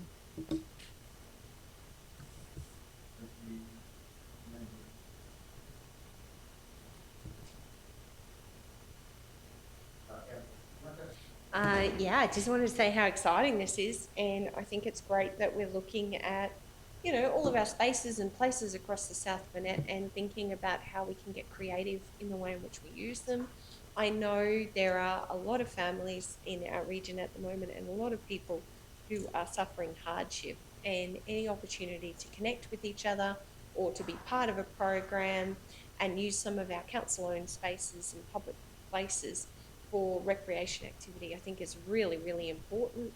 I also love when you visit. I was on a little while ago at the Gold Coast for the KTP Awards, and that morning I went for a walk, and it was amazing how many council-run recreation activities were actually happening in that parkland, and how many people were engaging in them.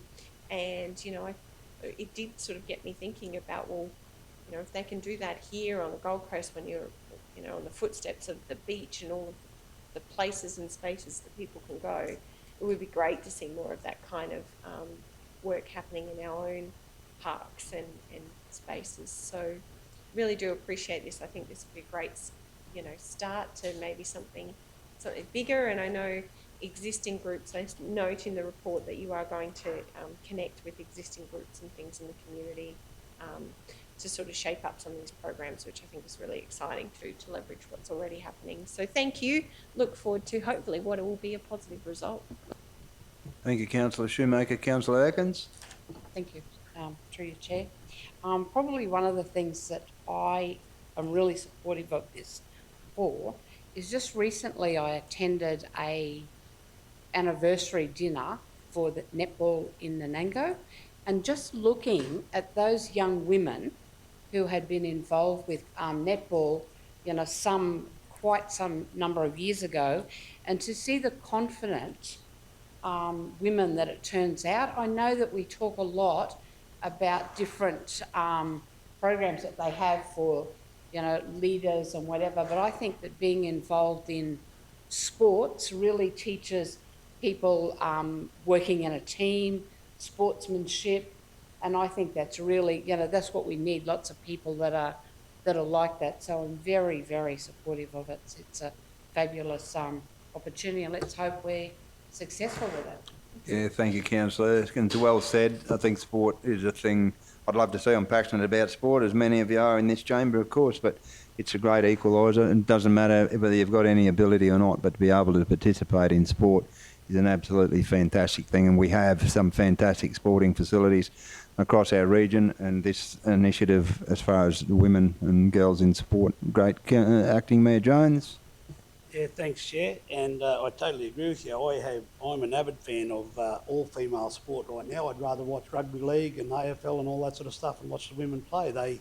It's far more entertaining and great to see. But I just want to see here where it says financial and resource implications, and it's been brought up in this chamber quite a number of times, and it says there that the grant requires no financial contribution, council officers to administer the grant expenditure and reporting on grant activities. I would like to see that if we're successful with grants, that councillors have an opportunity to have input into where the money's spent and how it's spent, whether or not that's available to be able to be doing. I know it's getting in on operational, but it's grant funding. There's conversations being had a hell of a lot of times in the chamber about when we find out what the money's being spent on and all that, and we don't really know until the last minute. So I don't know whether now's the appropriate time, Mr CEO, to add anything in there if we are successful, whether or not it does come back for councillor contribution and discussion at least, so that we know, or the next councillors at the next election that are elected come back in and they have input, and at least they know where the money's being expended. So I just throw that out there for conversation and see whether or not now's the appropriate time. Yeah, thank you, Acting Mayor Jones. Yeah, and it does state there reporting on the grant activities, and I'm sure our council officers will come to the chambers with a report detailing that. Manager Leanne? Yes, through you, Mr Chair. What we'd certainly appreciate is probably up front when we're developing the grant, what are some of the ideas that the councillors have, because it's very hard to then prepare the grant, and if we're successful, then if you don't agree with what we're proposing, then it's really hard to then go back to the department and modify the grant. So what I would really appreciate is probably some upfront sort of conversation with the councillors and making sure that the application that we're putting in is reflective of what the councillors would like as well. And I'm certainly happy to work with the councillor that has the sports portfolio to prepare the application initially, just so that actually make sure that we are ticking some of those boxes. Manager Leanne, can I just ask, it states there on page 296, where eligible applicants include local governments who can apply for $25,000 under Category 2. Can you define Category 2?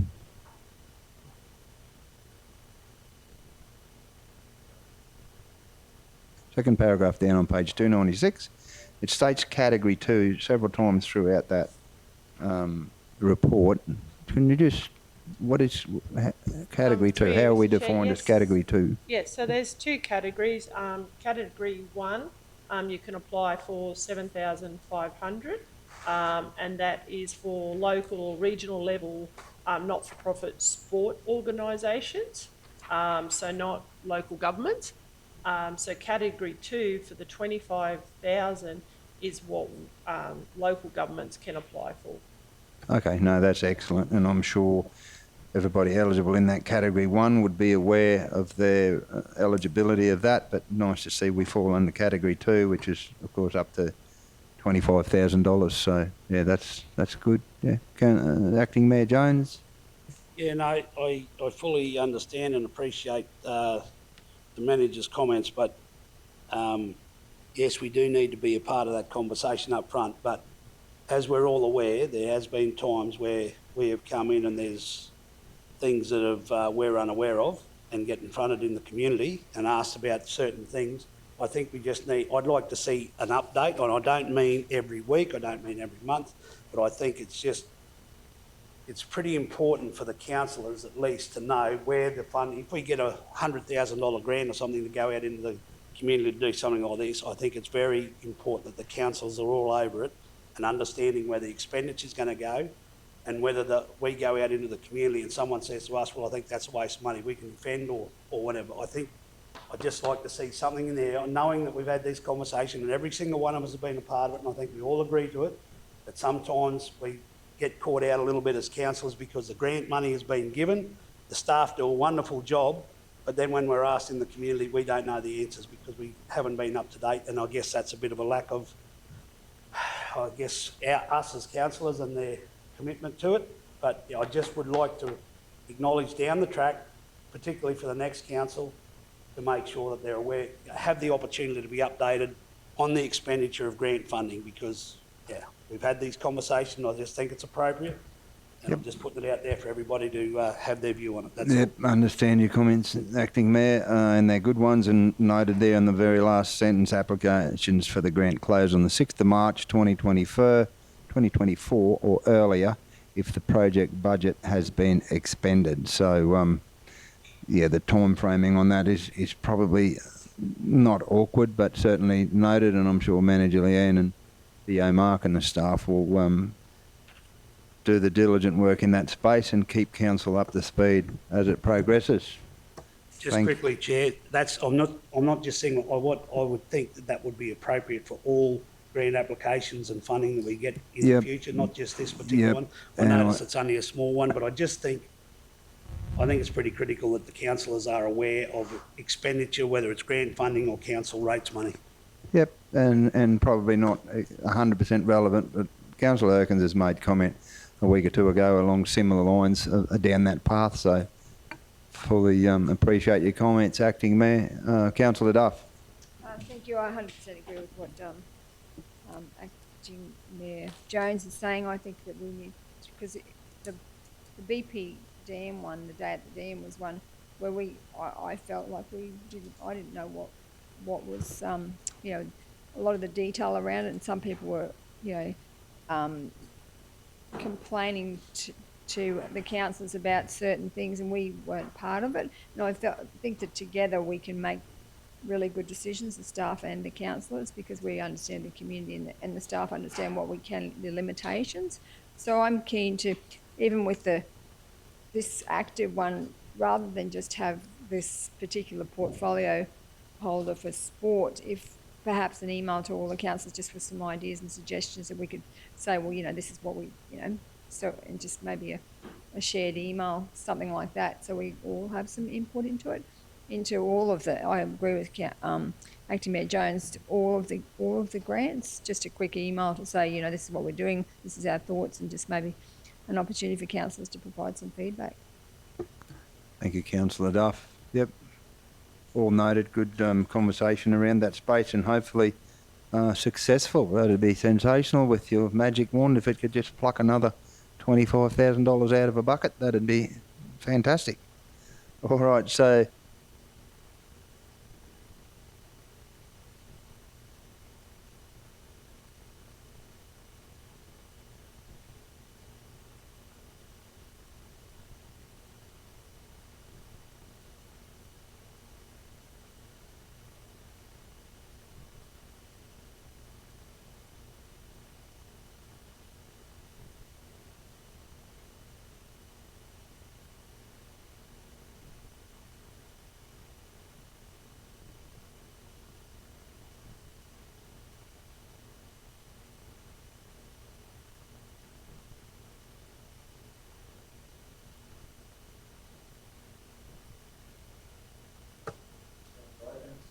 Councillor Erkins. Sorry. Thank you, through you, Mr. Chair. I just see the Nananga Pioneer Park has been, the walking track has been repaired, but the Ros Gregor, I just wondered how we're going, because there are some pretty bad holes in that. I'm just wondering how that's going, because they're concerned on that park run. Yes, through you, Chair.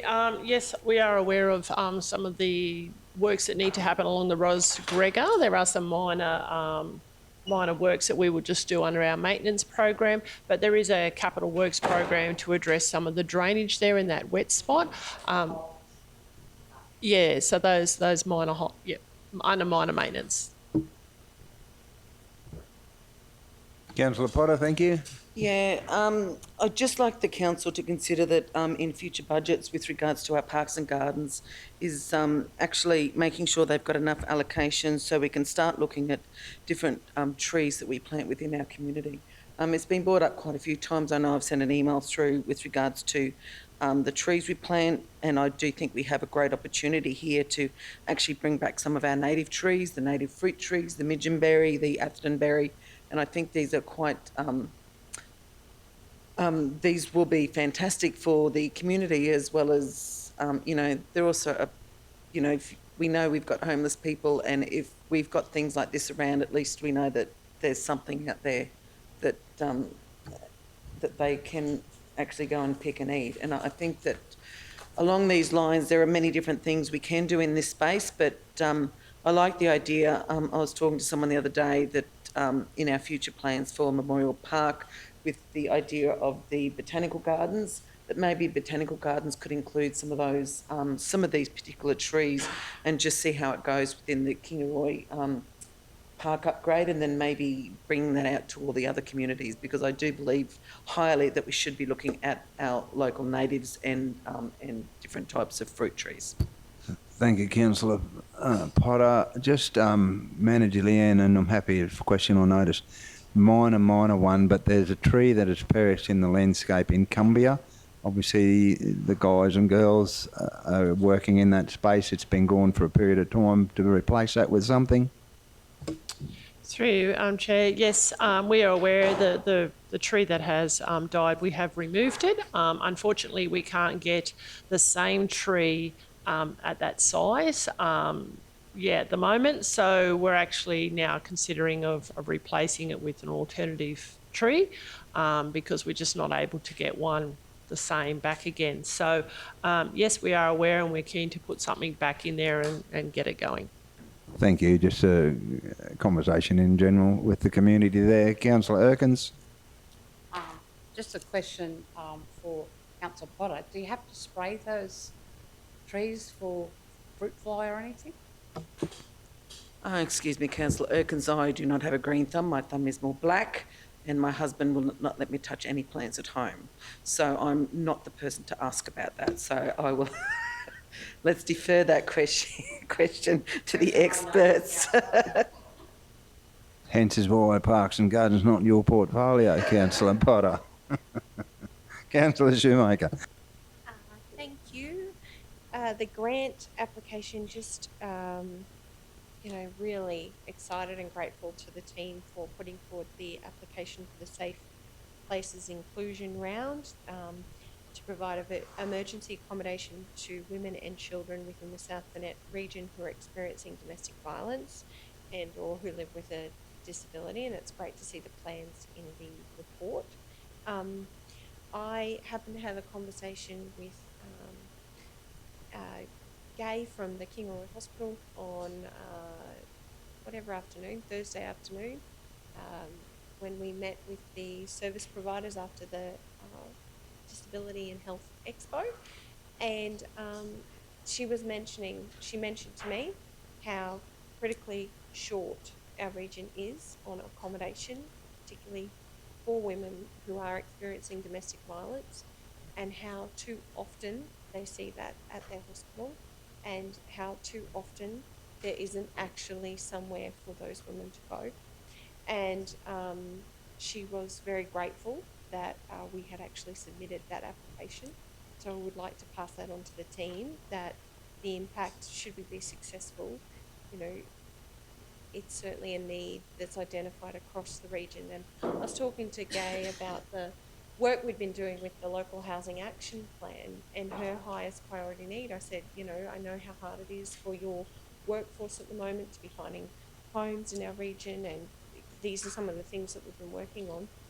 And out of that entire conversation that I had with her, the most important thing that she said was actually finding homes for women and victims of domestic violence. So I thought, wow, we're on the right track there. My question, CEO Mark, was, I know that's a federal grant. I'm wondering if we shouldn't write to our local members and make them aware that we've actually applied, and supply them with a copy of the plans that we put forward or the grant application. And I was also wondering if, I know it gets tricky once you've applied for a grant, but I was wondering if there is any advocacy that we should be doing around this with any of the ministers or alike. And happy for you, CEO Mark, maybe to think on that and come back to us. I'm not sure, you know, with the implications of having already applied for the grant, whether it's you know, too late or tricky because an application is live. But certainly knowing what we know, I think it's really important that we put our best foot forward for that grant application and really do try to, you know, rattle the cage and make sure people know how critically important that infrastructure and that investment of $4.9 million, what that would really mean for our region. So really appreciate you taking that on board. And just wanted to highlight, you know, it is so pleasing to see these reports come through and to see our team get so hungry and ambitious when it comes to those grant opportunities. You know, it does really extend our budget, leverages what we have and our ability to deliver for the community. And, you know, it's pretty impressive when you start to see what's being funneled through the organisation that are external funds, and just what we're able to achieve with them. So thank you very much. Thanks for the update. I think it's a reminder that this has been a giant year for everybody. And when you really start looking at all of the work that's been underway and coming into December, it's no wonder why we're all getting maybe a little bit tired. But yeah, just an enormous thanks to the team. It's really exciting to see these projects progress and work being delivered, to see those scales go from 0% to 100% throughout the year. I know that hasn't happened, you know, by accident. There's been a hell of a lot of work going into it, so thank you for the update. Thank you, Councillor Shoemaker. Councillor Duff? Thank you. Yes, great to see all these applications going in. I just the University Hub, I spoke to CEO Mark about it, and I haven't had a chance to catch up with Councillor Potter, but I'm sure she's aware. The TAFEs have expressed strong interest to have that. They've got 2 big rooms there for that are just available, and they just wanted to flag that could go, that University Hub. They could just put it there. It would be fit for purpose. They just so want it there. And I've heard other arguments that it's best to be in town because it's youth won't use it out there because it's too far out and it's too, you know, a bit probably dark, and there's no like coffee shop where they can just pop into. But I just wanted to flag that they are really, really passionate about having a discussion with potentially providing a facility there for it. So I just wanted to flag that. Yeah, thanks, Councillor Duff. And that's been a conversation since Councillor Potter and I went out to Maranoa with the Roma, Dirranbandi and St George one. And certainly I understand the conversation held with the TAFE here in the South Burnett. And look, I'm sure this council would be receptive to conversation with any facility. And when you made mention of it's too far out of town, that was simply the conversation around the youth, if it was in the latter part of the night, having to traverse back into Kingaroy, whether they were not in a vehicle for argument's sake. They're just the conversations that have been held around that space, and certainly Councillor Potter and myself have taken that on board along with facilities and whatnot. But I'm sure that in the event of anything, wherever or whatever was to happen in that space, that can be addressed at that time. If it was a coffee shop they were worried about, honestly, I'm pretty sure you could put a coffee machine in somewhere and have access to anything you liked in that space. So, yeah, certainly take it on board. We've all received multiple emails and conversations in that space, and it's an exciting space, that's for sure. And dependent on our application, CEO Mark, that's to be in on the 14th of December, is that correct? The day after the 14th is the 15th is in, so... Yep, I just thought you might have been ready by the 14th, yep. No, all right, thank you. So if there's no further comments or questions in that space, we'll go to the Facilities and Parks operational update, moved by Councillor Duff and seconded by Councillor Erkins, that the Facilities and Parks update be received for information. All those in favour? That's unanimous, thank you. Moving on to 14, questions on notice on page 329. And it's just that, questions on notice and infrastructure. And the recommendation is that the response to the questions on notice be received and noted. Do we have a mover on that? Councillor Shoemaker, a seconder, Councillor Potter. Questions on that? We go through them. At what point can council purchase additional water allocation that we can on-sell? In particular, the Blackbutt irrigators, and there is a response there. Councillor Shoemaker, are you happy with that response? Yes, thank you, Councillor Henson. I'm very grateful for all of the responses. It seems Councillor Shoemaker was on fire at the last Infrastructure Standing Committee and had a lot of really big questions that don't necessarily have one paragraph answers either. So I'm by all means happy to move and accept the questions on notice.